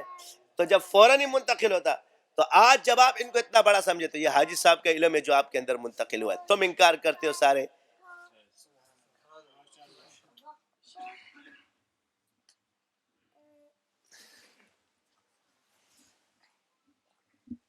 تو یہ چیزیں سختی پیدا کرتی ہے. اپنے مسلک کے اندر خواہ مخواہ کی یہ چونچلے مت نکالو. شامی نے تو اجماع لکھا ہے. عبدالحی لکھنوی نے پورا رسالہ اس پہ لکھے. اگر بعد والوں نے، روایات میں تو چیز موجود ہے، مگر جو بزرگوں نے اپنے وہ نکالی ہے بعد میں کہ جی یہ یہاں سے جب ثابت ہے تو ثابت ہے نا. جب امام اپنے اس پر وہ چھوڑ دیتا ہے تو تم پھر کون ہوتے اس کو پکڑنے والے؟ یہی میں نے اس وقت کہا تھا کہ اذا صح الحدیث فهو مذہبی کا یہ مطلب ہے کہ یہ بھی ایک اصول ہے فقہ کا، اور یہ فقہا کا ائمہ نے دیا ہے، اور یہ مضبوط اصول ہے کہ جہاں آپ کے اندر لڑائی، اور یہی لڑائی ختم کرنے کے لیے اصول اللہ نے بھی دیا ہے، اور یہی رسول اللہ نے بھی دیا، اور یہی ائمہ نے بھی دیا ہے. اب ہوا کے اندر صوفیاء اور فقہا کے اندر اگر تنازع موجود ہے اور کہتے کہ جی تو ثابت ہو گیا، بس ختم. زمانے کے حساب سے علم کے تجربات کو جائز قرار دیا ہے، علماء اس پہ مشورہ کریں. تو صوفیاء نے جو مشورہ کیا وہ علم والے تھے، بڑے بڑے علماء ان کی صحبت میں بیٹھتے تھے، وہ بھی اپنے فن کے ماہر ہیں. یہ بھی اصول ہے کہ شریعت نے اجازت دی ہے. تو ہم یہاں کہتے ہیں کہ صوفیاء کا اس پر اجماع ہے کہ یہ جائز ہے.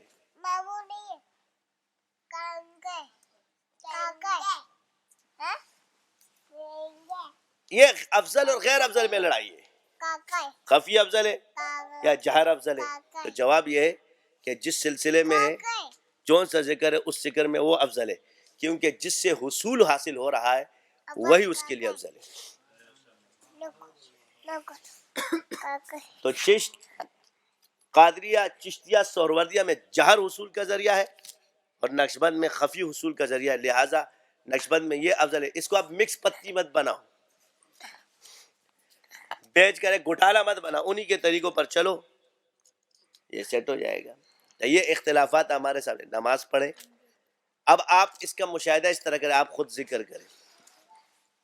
ہم نے کیا کیا ہے آج؟ اگر لوگ ہمیں میں ٹھیک، ہم نے صرف صوفیاء کے طریقے پر ذکر کیا ہے اور کچھ نہیں کیا. کیا کیا؟ ہمیں اللہ تعالیٰ نے دکھایا کہ اس طریقے پہ ذکر کرو. اس کے پیچھے سارے مشاہدات ہیں، اس کے پیچھے مبشرات ہیں، اور ایک نہیں ہزاروں کی تعداد میں آپ علیہ السلام کی موجود ہے کہ لوگوں نے حضور کی زیارت کی ہے. شریعت قرآن اور سنت ہے. اب تمہیں خواب نظر آتا ہے مگر ان کو اس میں علم بھی نظر آتا ہے. اب کیا ہو گیا جی؟ خواب سے علم منتقل ہوتا ہے، نہیں تو انبیاء کو خواب سے علم منتقل ہوتا تھا نا. اس سے خواب علم کا ذریعہ ہے. تو یہ ذریعے ہے. بار بار بیانات کرنے کا مقصد یہ نہیں کہ اس کا انکار مت کرو. آپ اپنی مہارت کا انکار کرو مگر اس کا انکار مت کرو. میں نہیں جانتا، بس خواب کی تعبیر مجھے نہیں آتی، کشف کے بارے میں نہیں جانتا، جنات یا عملیات کے بارے میں نہیں جانتا، بس اتنا بھی ہے تو ختم. جب جانتے نہیں ہو تو پھر بس چپ.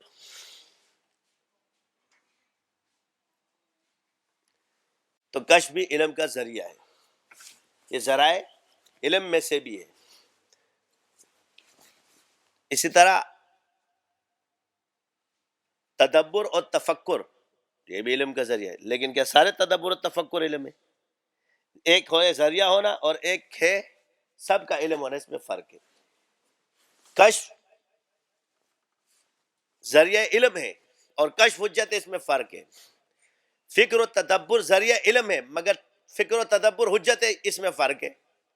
خواب ذریعہ علم ہے مگر خواب حجت ہے، اس میں فرق ہے. فراست ذریعہ علم ہے مگر فراست حجت ہے، اس میں فرق ہے.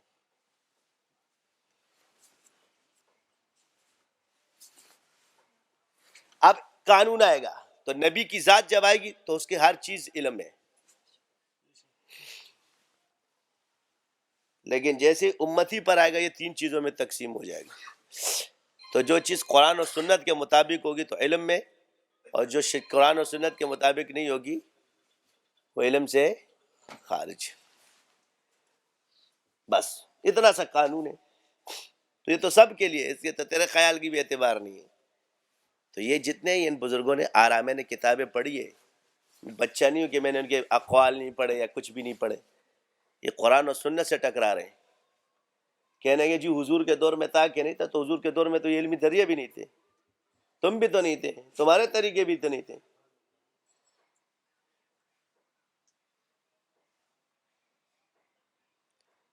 یہ امی کا مطلب ہے کہ صرف نحو نہ پڑھو اللہ علم دے دے. اگر یہ دیکھا تو تمہیں صرف نحو شروع ہو گئے تو بات کیجیے. تو منصوبات میں سے کہ فلاں کی طرف ہے، یہ تو منصوب ہے. کسی نے کہا جی حضرت علی نے شروع کیا، کسی نے امام ابو حنیفہ نے شروع کیا. اگر یہ متواتر اس طرح چلا تو منصوب ہوتا.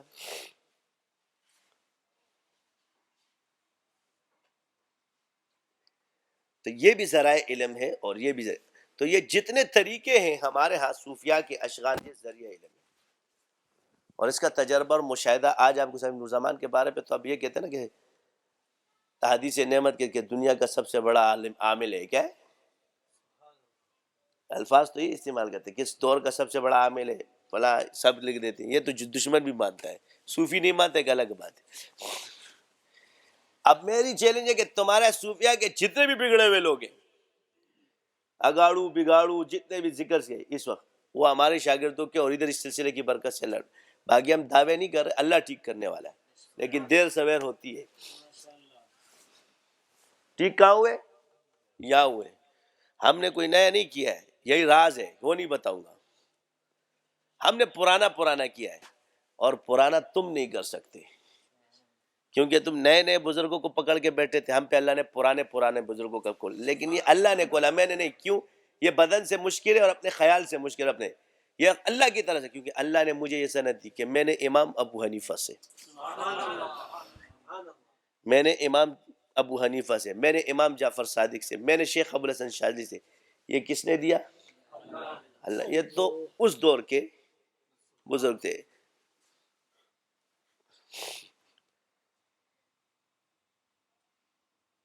اور بعد کے فیض میں حضرت اقدس مولانا الیاس رحمۃ اللہ علیہ، جو ہمارے بزرگ میں، اور حضرت مفتی رشید صاحب رحمۃ اللہ میرے شیخ۔ تو یہ بھی روحی اور یہ پچھلے روحی اور یہ بعد کی روحی، اس میں بھی راز ہے کہ ان دونوں بزرگوں سے اللہ نے کیا کام لیا۔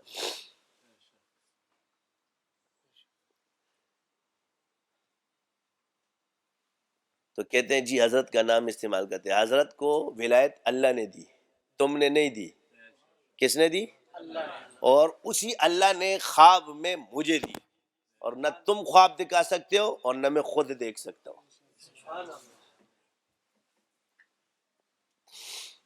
اور بدن کے ساتھ ساتھ جسم کا تعلق بھی ثابت ہے۔ رہی یہ بات، یہ تو میرے اس دور کے ابھی کے شیخ ہیں، اب تو یہ سلسلہ کافی آگے جا چکا ہے۔ بس وہی شیخ ابو الحسن شاذلی کی بات فرمائیں گے کہ میرے سابقہ شیخ وہ تھے اور میرے موجودہ شیخ وہ ہیں۔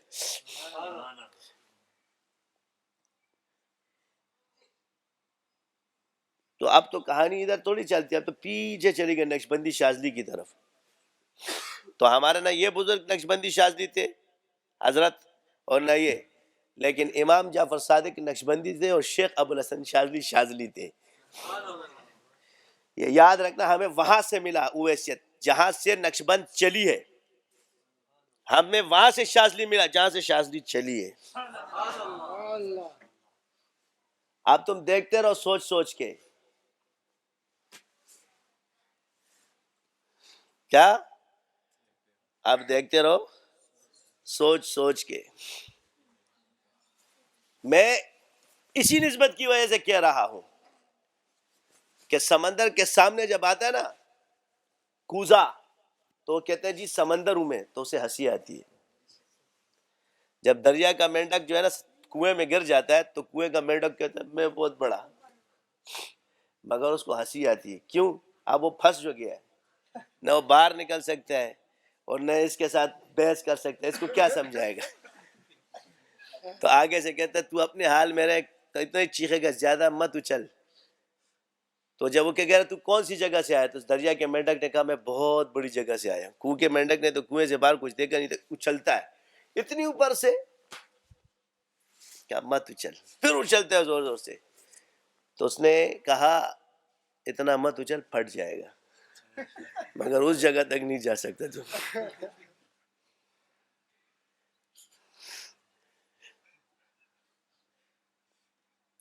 سمجھ آ گئی؟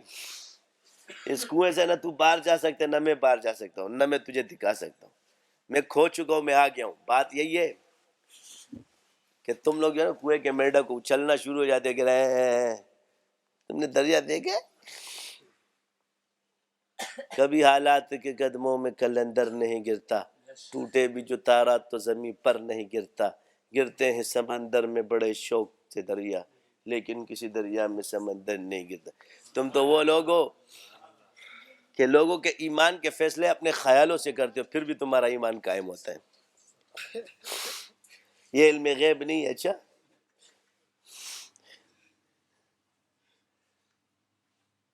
اپنے ایمان کا معیار کیا بنائے؟ فلاں کو یہ کہو، فلاں کو یہ کہو، تب تجھے مسلمان مانا جائے گا۔ پہلے مجھے بتاؤ عقیدے کی کون سی کتاب میں موجود ہے کہ فلاں فلاں کو یہ کہو گے تو تم مسلمان مانے جاؤ گے؟ عقیدہ قرآن میں موجود ہے، حدیث میں موجود ہے، ایمانیات کی جتنی آیات ہیں اس میں سے ایک لے آؤ۔ قرآن حدیث میں ایمانیات کی جتنی باتیں اس میں سے ایک لے آؤ۔ عقائد کی کوئی کتاب ہے اس میں سے لے آؤ، اپنا بنایا ہوا ہے. یہ بات یہ نہیں کرتا اس کا ایمان مشکوک ہے، یہ پڑھا ہے. میں نے تو آپ کو پہلے بولا ہے کہ ابلیس آخر میں کام کرتا ہے. وہ کہتا ہے پھل تیار ہو جائے، وہ بڑے بھائی کی طرح آگے بیٹھ جاتا ہے، کیونکہ تم اس کے چھوٹے بھائی جو بن گئے ہو. اینڈ میں آگے پھل تلاش کرتا ہے، پوری دنیا میں مشہور کرا دیتا ہے، پھر آگے بولتا ہے یہ لو ٹڑوں. ہم ان چکروں میں نہیں پڑتے، ہم مولویوں کی لڑائیوں میں نہیں پڑتے. لڑو، پیش کرو، دیکھتے ہیں اونٹ کون سی کروڑ پہ لیٹتا ہے، ادھر لیٹتا ہے یا ادھر لیٹتا ہے یا ادھر لیٹتا ہے. تو عرض یہ کہ کس چیزوں کو سوچنے بھی چاہیے. یہ چیز ہم میں بھی نہیں ہے، بہت سختیاں ہیں. شفیق بنو، شفقت کے ساتھ پیش آؤ. اور شفقت یہ ہے کہ اللہ سے مخلوق کو جوڑنے والے بن جاؤ. کلمے پہ لگا دو اور نماز پہ لگا دو. کلمہ ایمان ہے، نماز عبادت اور عمل ہے.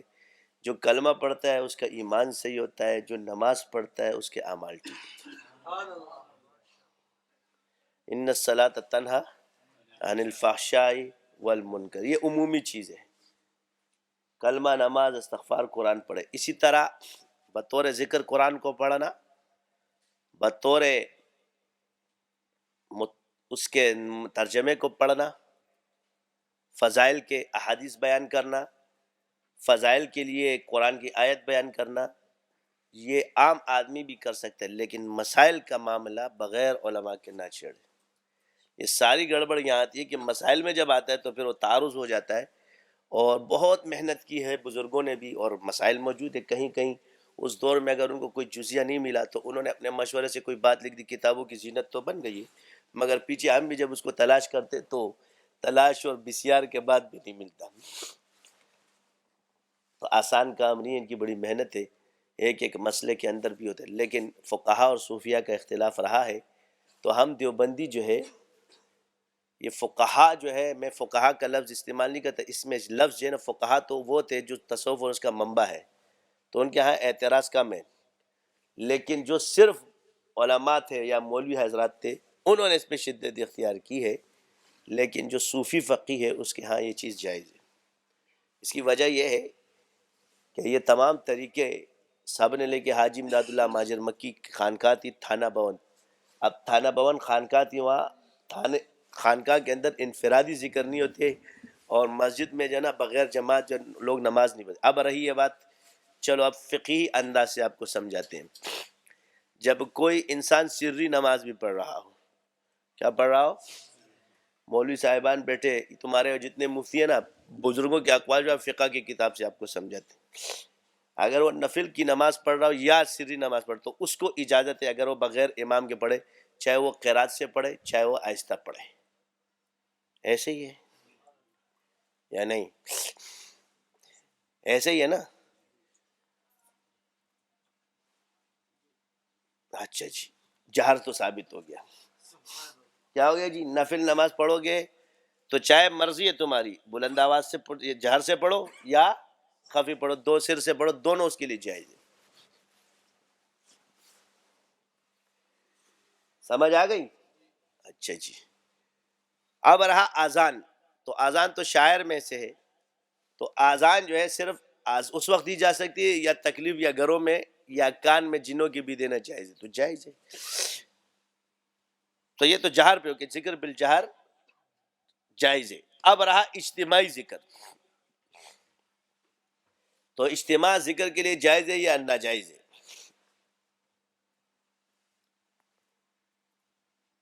ان اللہ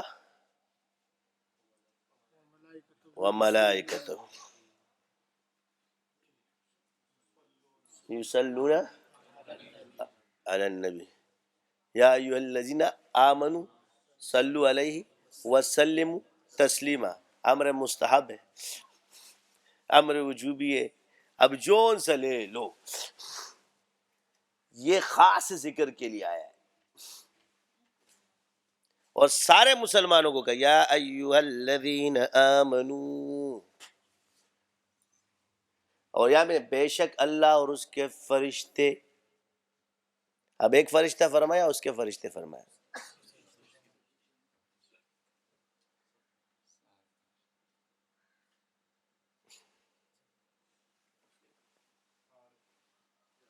کیا بیچتے ہیں؟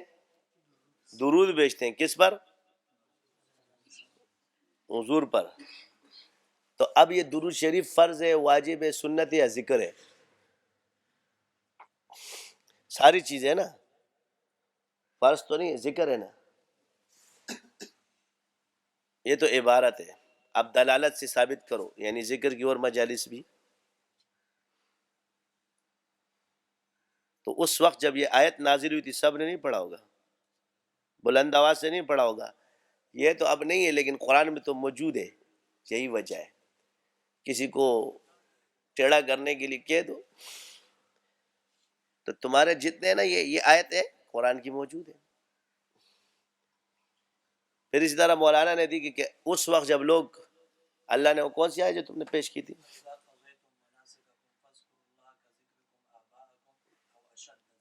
او اشد. اب آبا و اجداد کا ذکر وہ اکیلے تو نہیں کرتے تھے، مجالس قائم کرتے تھے، اسی کو اللہ تعالیٰ نے فرمایا. یعنی اس ذکر کو یاد رکھنا، کسی چیز کو جب اہمیت دی جاتی ہے اس کے لیے اجتماع کیا جاتا ہے. کیا کیا جاتا ہے؟ یہ جو جماعت فرض ہے نا آپ پہ، یہ کس چیز کے لیے؟ کہ اہمیت آ گئی کہ آپ اجتماعی نماز پڑھتے ہو. تو جب کسی چیز کی اجماعی حیثیت ہوتی یا اجتماعی حیثیت ہوتی وہ اہم ہو جاتا ہے.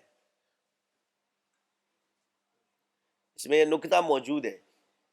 تو یہ تدائی اور فلاں فلاں تمہارے یہ جو ہے نا یہ فتوے یہ اپنے پاس رکھ، پہلے اصول پڑھ کر آؤ، تم ان اصولوں میں آ جاؤ گے سارے. اسی اصول میں گئے. اب نس تا قیامت جاری رہے گی، بند نہیں ہوگی. اشارت النس، دلالت النس، اقتضاء النس. نس کا مطلب سمجھتے؟ بحث شروع کی، خام کچھ نہیں بولتے تو ٹہ لگائی گی، اکابر اکابر کرتے. کون سے اکابرین کی بات کرتے ہیں؟ جنہوں نے خود اپنے اکابرین کے رستے چھوڑے ہوئے.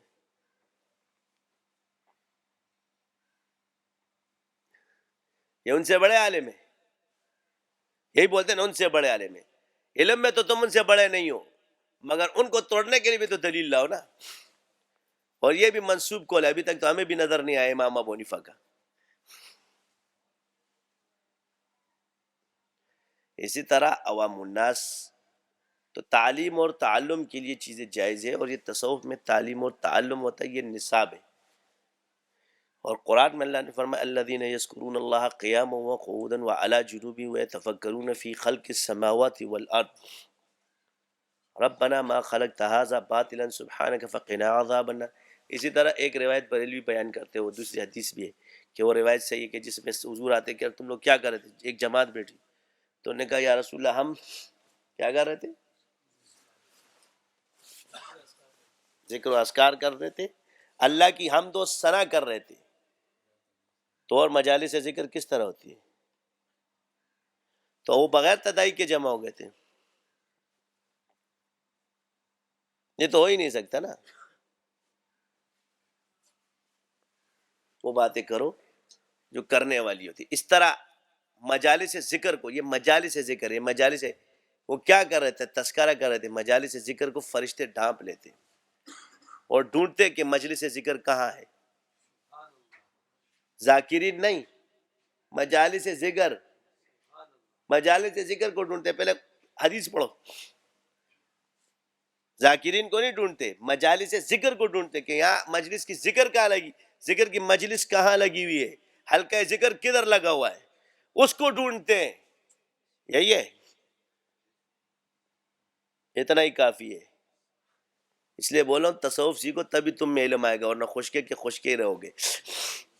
یہ خشکوں کو جو ہے تو خشکوں کا مذہب تم لوگوں نے اختیار کیا ہوا ہے. فلاں فلاں فلاں، شکر کرو. میرے پاس ایسے ایسے اعتراضات، میں نے ابھی ایک بھیجا نا، تمہارے پاس اس کا جواب نہیں. جا کے عربیوں سے بھی پوچھ کے آؤ کہ انہوں نے اس کو شرک اکبر کا، اور یہ اب یہ شرک اکبر کا متبادل شرک اصغر ہے. تو جب یہ شرک اکبر ہوا تو یہ والا کیا ہے؟ ہمارے یہاں ہے مفہوم مخالف ٹھیک ہے، مفہوم مخالف ہوتا ہی نہیں، اس کو کیوں کہو گے مخالف؟ یا تو پہلے مفہوم مخالف کی تشریح کرو۔ مفہوم مخالف وہ ہوتا ہے کہ جس کا معنی اس میں موجود ہی نہ ہو، کہیں بھی نہ ٹکراتا ہو۔ جب تک معنی موجود ہے ایک لفظ کا، وہ مفہوم مخالف میں داخل ہی نہیں ہے۔ یہ پہلے اس کی تشریح سیکھو۔ معنی موجود ہے تو مفہوم مخالف میں داخل نہیں ہے، اور اگر معنی موجود نہیں ہے تو تب مفہوم مخالف ہے۔ فہم اور فراست اس کا ادراک کسی صورت میں اس کو نہ بنا سکے، یہ ہوتا ہے۔ یہ تھوڑی کہ بھائی متبادل بات کرتے ہو، موجود ہے اس میں۔ کہیں ایک لفظ شرط ہوتا ہے، اس کو بھی مفہوم مخالف میں ڈالتے ہیں، یہ شرط بن گیا۔ اگر یہ ہے تو پچھلا کیا ہے؟ پیمانہ بن گیا۔ اگر یہ بڑا ہے تو بڑے کا پیمانہ چھوٹا ہے، یہ مفہوم مخالف نہیں ہے۔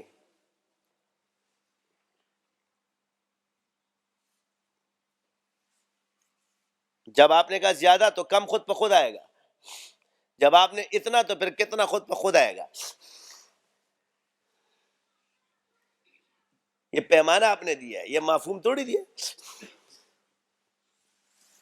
یہ چیزیں ہمارے یہاں پر جو ہے، پھر اس میں بھی قانون ہے کہ مفہوم مخالف کیا ہے، یہ کس کے قانون ہے، کہ آیا ایک ایسی بات جو مفہوم مخالف ہے قرآن و سنت کی، اس کا پھر مجتہدین میں اختلاف ہے، اس کو لیا جا سکتے کہ نہیں،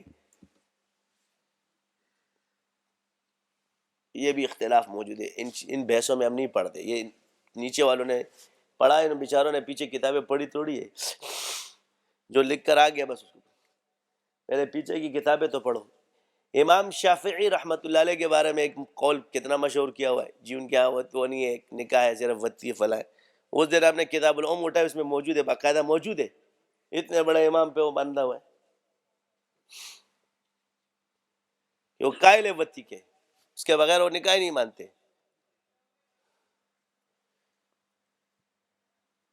دوسرے زوج کے لیے وہ پہلے شوہر کے ساتھ ملاقات کرے گی، جب وہ طلاق دے گا تو پھر وہ بغیر ملے اس سے آگے اس کا نکاح دوسرے پچھلے شوہر سے جائز نہیں ہوگا۔ یہ امام شافعی کا بھی مذہب ہے، لیکن منسوب قول مشہور کیا ہوا ہے، وہ علماء میں مشہور ہے۔ اللہ نے مجھے سکھایا، یہ تم نے نہیں سکھایا، نہ تمہارے اس سے ورنہ تم سیکھے، یہ مجھے اللہ نے سکھایا، ان بزرگوں نے سکھایا کہ پچھلی کتابیں، اماموں کی کتابیں پہلے لاؤ، پھر ان کی ٹیکر ہو گئی، ادھر امام کیا کہہ رہے ہیں، حدیث کیا ہے، قرآن کیا ہے، اور یہ کیا کہہ رہے ہیں، یہ سارا کرو، اب اس میں تطبیق کرو۔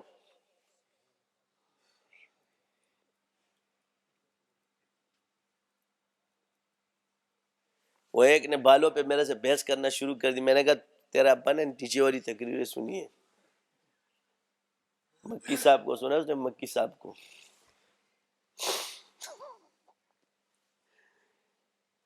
میں نے کہا یہ جو پیمانہ ہے نا، یہ عورت کے لیے، میں بولتا نہیں مگر چھوڑ دو، تم جا کے پوچھ لو، ان کو اپنے رمل کا بھی پتہ نہیں ہوتا۔ تو عرض یہ ہے کہ ان چیزوں میں نہ پڑھو۔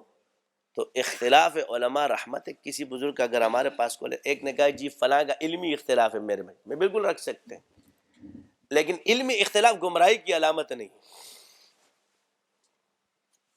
یہ علم کی روح ہے۔ کیا ہے؟ علمی اختلاف علم کی روح ہے۔ شاگرد کا استاد سے علمی اختلاف ہونا عیب نہیں ہے، مگر علمی اختلاف میں اس کو گمراہ کہنا یہ عیب ہے۔ اب وہ خود ہی بن جائے منصف اور اپنے ہی دماغ سے کہے تو یہ دلیل نہیں ہے، لے کر آؤ اور دونوں کو حوالوں کے پیمانے میں لگا، پھر پتہ چل جائے گا کون سا بزرگ کدھر جا رہا ہے اور نور زمان کدھر جا رہا ہے۔ ہم تو لکھتے نہیں ہیں، ہم جب لکھتے ہیں تو پھر 100 سونار کی اور 1 لوہار کی۔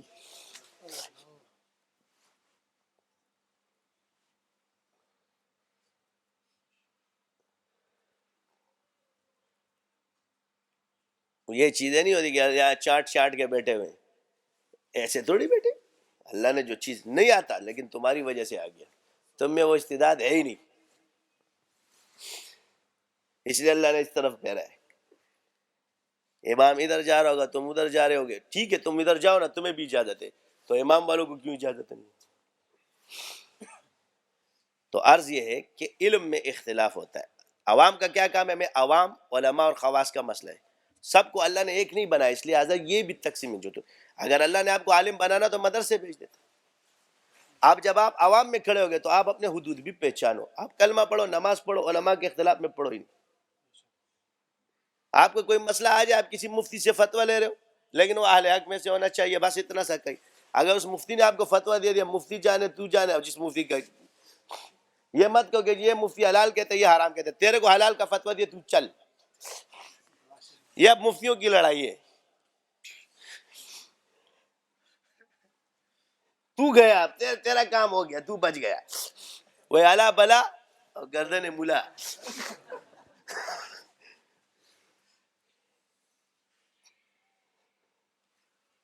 علماء کا کام ہے کہ لوگوں کو بچانا ہے. ہم یہ نہیں کہتے کہ خدا ابھی ایک مسئلہ ہے، اتنی پوری کتابوں کا ملتا ہی نہیں ہے، پھر اس کو نکالنا لوگوں کو. آپ جب وہ کسی طریقے سے بھی نہیں بچتے، ہم کہتے اب تیرا بیڑا غرق کے نکل جائے، اب پتلی گلی سے نکل جائے.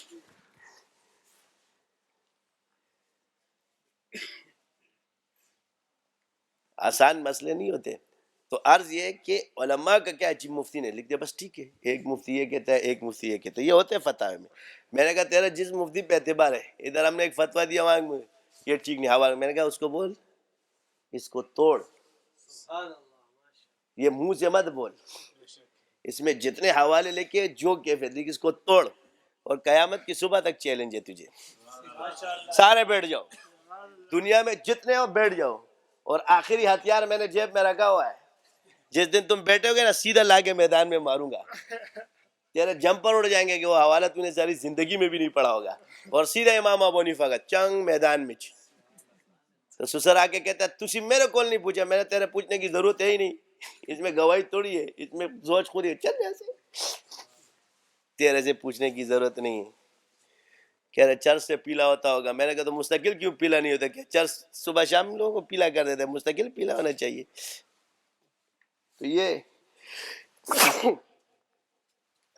وہ مفتی بولا یہ کیا ہے، یہاں کچے پتنگ. اللہ کا شکر ہے ہم نے ترتیب بنائی ہے، اس فقیر کی ہے، اللہ نے دیے قرآن حدیث، پھر امام، پھر پچھلے کے بزرگ، ساروں کو اکٹھا کر کے دے رہے تاکہ چھوڑا ہی نہ موافقات کے. تم لوگ تو لکھ دیتے ہو چار بغیر حوالے کے. مشورہ ہو گیا علماء میں، مجتہدین اکٹھے ہو گئے، چل بھائی. پھر آگے سے کہتے ہم ناقلین بھی ہیں، تو ہم تو تمہیں کچھ نہیں بول رہے ہیں، تو رجوع تھوڑی کرتے ہیں. تو یہ بڑا مسئلہ ہوتا ہے، لکھ دیا بس لکھ دیا، جو لکھ دیا صحیح ہے غلط ہے. تو تیرا عوام پابند ہے، کوئی مفتی تیرا پابند تھوڑی. اب ایک ادارے نے فتویٰ شائع کیا، میں نام نہیں لوں گا، بہت بڑا، بلڈ پریشر کے حوالے سے. اس سے پوچھا گیا، بلڈ پریشر کا حوالہ بھی لکھے، نیچے جنون کا حوالہ لکھے. اس میں طلاق لکھتا ہے، نیچے جنون لکھتا ہے. تو پھر تو جنون کا حوالہ کیوں ہوتا ہے؟ مریض کا حوالہ لکھ.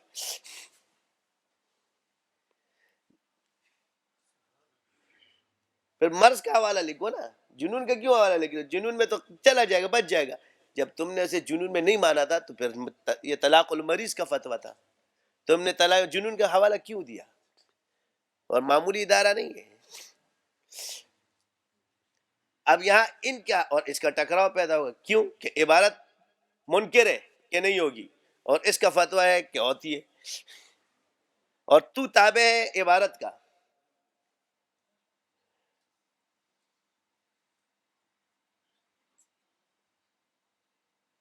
یہ چیزیں بھی ہوتی ہیں کبھی کبھی، مگر ہم ان چیزوں پہ نہیں پڑھتے. کہتے چھوڑو بس ٹھیک ہے، عوام کو دے دے، وہ گیا لکھا تو تو نے نیچے، خود بھی بیچارہ پریشان ہے کہ کیا لکھوں، کیونکہ اس کو حوالہ نہیں ملا. اب اتنا بڑا باب میں ہوتا ہے طلاق المریض، تو پھر اگر تو مریض میں ڈالتا. دماغی جتنے بھی مسئلے ہیں اب نفسیاتی موجودہ دور کے اندر یہ مبرسم میں داخل ہے. اگر یہ مجنون میں داخل نہیں ہے، لیکن یہ مبرسم ہے، کیونکہ دماغ کا خلل ہوتا ہے.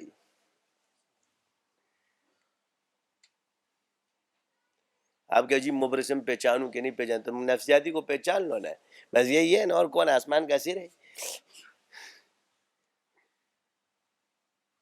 تو یہ ہمارا شعبہ ہے. تم نے پڑھا ہے, ہمیں پتہ ہے, ہم دن رات یہ کام کر رہے تھے. سائیکو نفسیاتی, یہ موسوس جو ہے نا جس کو وسوسے بہت آتے, اس کے بارے میں پڑھا یا نہیں پڑھا؟ یہ حلال چیزیں حرام مت کرو,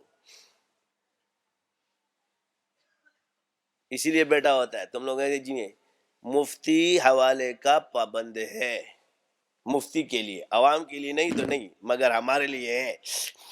جب دلیل ماریں گے تو پوچھیں گے بتاؤ تم نے یہ مسئلہ کہاں سے لیا ہے؟ قرآن دلیل دے رہا ہے, حدیث میں دلیل موجود ہے, امام اس چیز کو نہیں مانتا, آپ نے کیسے دیا؟ مفتی اس میں حوالے کا نہیں محتاج جس میں کہیں نہیں ہو, پھر یہ اپنی اجتہادات کر رہا ہے, تو تیرا مذہب کون مانتا ہے؟ تو یہ وہ چیزیں ہیں. آج بھی وقت ہے کہ ہم ان علمی اختلاف کو, اس کا حق یہ ہے کہ علم کے اختلاف کو رحمت سمجھے, یہ علم کی روح ہے, اس کو یہ سمجھے. اس پر اعتراض علماء پر نہیں کرنا چاہیے. اصل چیزیں ایمانیات, اور ایمانیات میں بھی جو اہل حق کے اندر اس میں اختلاف ہے وہ سب حق پر ہے. مسائل کے اندر باطل کے ساتھ موافقت ہونا یہ باطل ہونے کی علامت نہیں ہے. عقائد میں ہو جائے تو یہ خطرناک ہے. یہ سمجھو اپنے بھائیوں پر شفقت. اب بہانے بنا رہے ہوتے, کبھی کوئی ادھر جا رہا تھا, اب مجھے کہتے مجھے کسی کی ضرورت تھوڑی ہے کہ تم میرے بارے میں, کسی کے بارے میں شریعت آپ سے یہ نہیں کہتی کہ آپ فلاں سے پوچھو, شریعت آپ سے پوچھتی ہے کہ آپ اس سے پوچھو. ایک شخص اگر آپ کو کسی کے بارے میں کچھ کہتا ہے, خود تحقیق کرو, وہاں سے نہیں کیا, ملے ہو نہیں, معذوری کا پوچھا جی نہیں, تو پھر فیصلہ کیسے قائم کرتے؟ ہم آپ کو بچانا چاہتے ہیں. مرض شروع سے چلاتے, ختم نہیں ہوتا, لیکن اپنے سلسلے سے ختم کرو. اللہ ہی کرنے والا ہے, لیکن تم اپنے سے ختم کرو. ابھی کتنا سمجھائے بھائی یہ مت کرو, یہ مت کرو, یہ مت کرو. ایک ایک کے پیچھے کالم لکھ رہا ہوگا, دوسرا دوسرے کے پیچھے کالم لکھ رہا ہوگا. لکھو تو خواہ وقت کا ضیاء ہے. کیا ٹائم ہو گیا؟ 4:16. نماز کا ٹائم ہونے والا ہے. تو اب یہ جو تبلیغ کی ترتیب اس کو دیکھو کتنے پیار سے رکھی. علم و ذکر سے اپنے آپ کو مزین کر لو. اچھا علم و ذکر, علم تو وہ ذکر کا جو طریقے جتنے تصوف کے الحمدللہ صرف ہمارے پاس ہے اس وقت, اس موجودہ دور میں, چاہے وہ تصوف کا ہو چاہے عملیات کے جتنے بھی طریقے. یہ کتابیوں کو چھوڑ دو, جو صحیح یہ ہمارے پاس ہے, کسی کے پاس بھی نہیں ہے.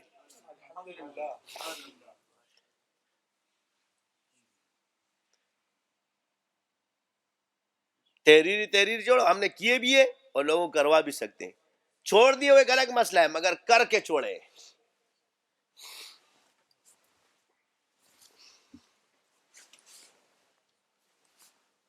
یہ یاد رکھو, یہ صرف اس سلسلے میں ڈھونڈ لو. چیلنج ہے میرا, کسی کے پاس نہیں. ان بیچاروں کو اپنے چشت کے سبقوں کا پتہ نہیں, قادری کو اپنے قادری کے سبق کا پتہ نہیں ہے. سمجھ گئے؟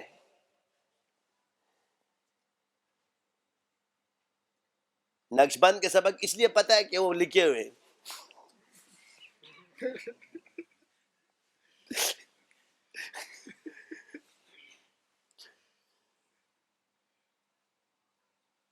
باقیوں کو پتہ نہیں ہے. اب یہ سبق کیوں ہے؟ کسی بھی علم کے لیے سبق ضروری ہوتا ہے, نصاب ضروری ہوتا ہے. قرات کا نصاب موجود ہے, تصوف کا نصاب موجود ہے, حکمت کا نصاب موجود ہے, فقہ کا نصاب موجود ہے. بغیر نصاب کے علم حاصل نہیں ہوتا. اس زمانے میں یہ تجربہ ہے, کسی کو بھی حاصل نہیں ہوا. پہلے آئے یا بعد میں آئے, پڑھنا ضرور پڑتا ہے اس کو. اب عربی کے لیے صرف نحو کتنی ضروری چیز ہے یہ تو ہمیں بھی پتہ ہے, کہ تمہیں اپنی زبان میں علم ملتا ہے, لیکن وہ عربی بلاغت سیکھنے کے لیے آپ کو پڑھنا ضروری ہے. اس لیے آپ لوگوں کو پڑھائے جا رہے جتنے بھی نقشبندی شاذلی ہے، یہ یاد رکھو، ہم نے دوبارہ کلاسوں کی ترتیب بنانی ہے، جس موقع پہ اس کا اعلان کر دیا جائے گا۔ علم کو حاصل کرو، اس لیے نہیں کہ تم گمراہی سے بچ جاؤ اور بھی بچ جائیں، لوگ آپ سے وابستہ ہیں۔ یہ نہیں کہ تم دوسروں کو بچانے والے، خود بھی بچو گے۔ میں آپ کو آسان حل اس لیے بتا رہا ہوں کہ انبیاء معصوم، ولی معصوم نہیں۔ اس کے علم کو دیکھو، اس کے فن میں مہارت ہے، اس سے وہ چیز حاصل کرو، اس کی غلطیوں کی تم پیروی مت کرو، مگر اس کی صحیح چیزوں کی اس سے حاصل کرو، تم دنیا میں پھیلا دو، اس کو انسان سمجھو۔ جاہل کی پیروی مت کرو۔ جاہل جتنا بھی خوبصورت بن جائے، علم میں جتنا بھی اپنے آپ کو سمجھ لے، لیکن جتنا بھی کاٹن کا سوٹ پہن لے، جتنی بھی کڑی ٹوپی لے لے، جتنا بھی خوبصورت نظر آئے، جتنا بھی چمکتا ہوا نظر آئے، کتنا عبادت گزار نظر آئے، اس کی پیروی مت کرنا، تباہ کر دے گا تجھے۔ عالم تجھے کسی چیز میں بھی نظر آ جائے اور اس کا عقیدہ صحیح ہو، اس سے مسئلہ پوچھو، مسئلہ تمہیں صحیح بتائے گا۔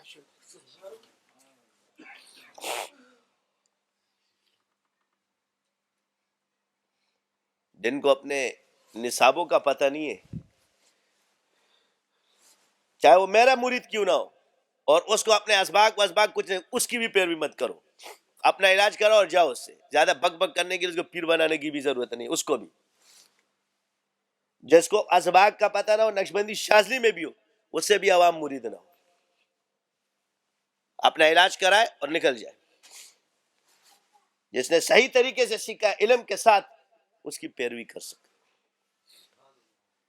چاہے میرا شاگرد کیوں نہ ہو، بھگوڑا ہو، اگوڑا ہو، چگوڑا، آدھے میں ہو، یا اس کی مت کرنا، پوچھنا یہ پورا تم نے پڑھا ہے کہ نہیں پڑھا ہے، تحفۃ المشائخ کیا ہے کہ نہیں کیا ہے، وہ کیا ہے کہ نہیں کیا۔ ایسے اس کے مرید قطعی طور پہ مت بننا، اس کی بھی مثال اسی کی طرح جس طرح پچھلے والے، یہ بھی لوگوں کو تباہ کرے گا۔ تم لوگوں نے تسبیح چلانا سیکھ لیے، لوگ تمہارے ساتھ آئیں گے، میں کیا تم لوگوں پر لوگوں کا بیڑا غرق کر دوں؟ سوال ہی پیدا نہیں ہوتا ہے۔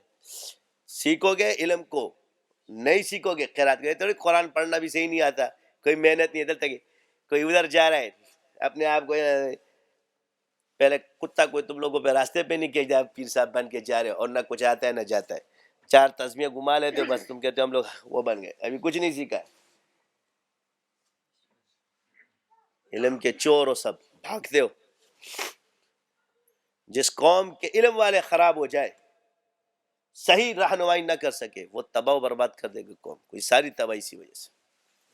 صوفیاء نے علم کے کیٹیگری کو چھوڑا ہے اور اپنے آپ کو صوفی بنا کے رکھے، اس لیے بیٹھے تھے یہ صوفی ہے، صوفی ہے، صوفی ہے، آسان سا لفظ سیکھا ہے، خاموشی میں نجات ہے۔ خاموشی میں نجات کا مطلب یہ نہیں ہے جو تم کہتے ہو، مطلب غیبت مت کرو، گناہ کے جتنے بھی کام ہیں اس میں خاموشی سے رہو، جہاں فتنہ پیدا ہوتا ہے وہاں خاموش رہو۔ یہ نہیں کہا جہاں علم پھیلانا فرض ہو تم وہاں بھی چپ ہو جاؤ، تیرے پاس ہوگا تو پھیلائے گا، جب ہے ہی نہیں تو کیا پھیلائے گا، خالی بورا لے کر بیٹھا ہوا۔ سمندر جتنا بھی ہو جائے خاموش، پھر بھی سمندر ہی نظر آتا ہے، اور جب وہ اپنے آب میں آتا ہے، اور خالی لوٹے میں کیا ہے، سمندر سے لوگ جتنا بھی پانی لے جائے سمندر کم نہیں ہوتا، لوٹے سے پانی نکل جائے تو کم ہوتا ہے، یہی فرق ہوتا ہے۔ جو ٹنکی بری ہوتی ہے نا وہی جھلکتی ہے، جو پیمانے بڑے ہوتے ہیں وہی جھلکتے ہیں، خالی اس لیے جن کہتے ہیں جی مزاحق کی بات نہیں، ان کے اندر وہ چیز ہی نہیں ہے، ورنہ یہ اس کو چھپا ہی نہیں سکتے۔ میرے شاگرد پہ جب حال آتا ہے نا پھٹتا ہے، کہتے ہیں استاد جی کیا کروں، میں نے کہا پھیلانا شروع کر دے، میں کہا ڈز میرے کے جس ٹنکی کے پیچھے سے پانی آ رہا ہو اور اس کو بالکل بند کر دو، راستہ جانے کا نہیں دو گے، کیا ہوگا، وہ پھٹے گا۔ پیچھے سے لگا ہے پائپ معرفت کا اور ادھر چھپا گیا، تیرے اندر ہے ہی نہیں، ورنہ تو چھلکتا۔ حضرت گنگوئی فرماتے ہیں ہماری مثال تو پائپ کی طرح ہے کہ پائپ میں سے پانی گزرتا ہے، اوروں کو سیراب کر دیتا ہے، مگر اپنی تشنگی برقرار رہتی ہے۔ گناہ ہو گیا توبہ کر لو. کیا لوگوں میں مشہور کرتے جی گناہ ہو گیا گناہ ہو گیا گناہ, تو اللہ سے توبہ کرنا ہے. لیکن لوگوں کو سمجھا دکھانا چاہ رہا ہے کہ میں بھی جو ہے نا بہت اللہ کا خوف ہے میرے اندر کہ میں گناہ گار, دیکھو میں بھی میں گناہ ہو گیا, میرے سے گناہ ہو گیا. تسلیم کرنا ہے نا تو پھر قاضی کے پاس جا کے کر, تاکہ سزا تو ملے تیرے کو.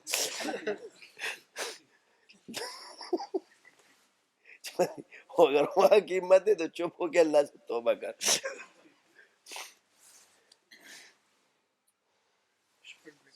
اللہ تعالی ہم سب کو معاف فرمائے. انسان ہے, انسان کو انسان سمجھو اور علم حاصل کرو. اس لیے جو لوگ بھرے ہوئے ہوتے تھے وہ اپنے آپ کو ایسی حالت میں رکھتے کہ لوگوں سے وہ دیکھتے تھے کہ کھرے اور کوٹے کیا ہے, ہماری اس حالت سے بھی انہوں نے فائدہ اٹھا لیا. ہم تو بابا اسی طرح ہے, ہم یار لوگ ہیں, جس طرح رہو گے اسی طرح رہیں گے. تم جس طرح چاہتے یہ کاٹن کے سوٹ پہن کے, یہ بھی سنت کا لباس ہے. یہ اداکاری ہم سے نہیں ہوتی ہے, سمجھا نا. میں صرف سال میں ایک ہی دفعہ پیر نظر آتا ہوں, وہ بھی اجتماع کے ٹائم.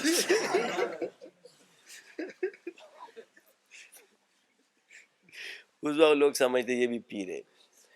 باقی عام دنوں میں ایسے ہی ہے. ایک دفعہ یہاں ہمارے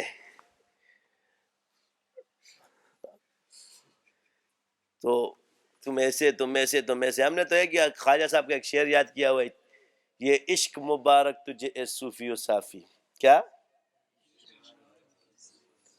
مجھ کو تو بس ایک دور کی نسبت ہے کافی. اللہ ہمیں نماز پڑھنے کی توفیق دے, استقامت کے ساتھ باہمی مسلمانوں کی قدر و منزلت کے فتنے سے بچے, شفقت کے ساتھ رہے, ساروں کو اپنے سر کا تاج سمجھو. علماء ہے اپنے اس پہ چلتے ہو چلو, مگر دوسرے عالم کی وہ نہ کرو. آج کل تبلیغی بڑے اچھے لوگ ہیں, وہ آتے ہیں تو جی وہ کہتے ہیں اب وہ پیروں کے پاس دعوت دینے نہیں آتے, کہتے ہیں ہم تو دعا کے لیے آئے. آداب اچھے سکھائے ہیں, یعنی کیا کہیں گے, آپ کو دعوت دینے نہیں ہے, آپ صاحب سے تو دعا لینے آئے کہ آپ ہمارے لیے دعا کریں. میں نے کہا یہ دیکھو ادب, یہی اصل ادب ہے. سبحانک اللہم و بحمدک اشہد ان لا الہ الا انت استغفرک.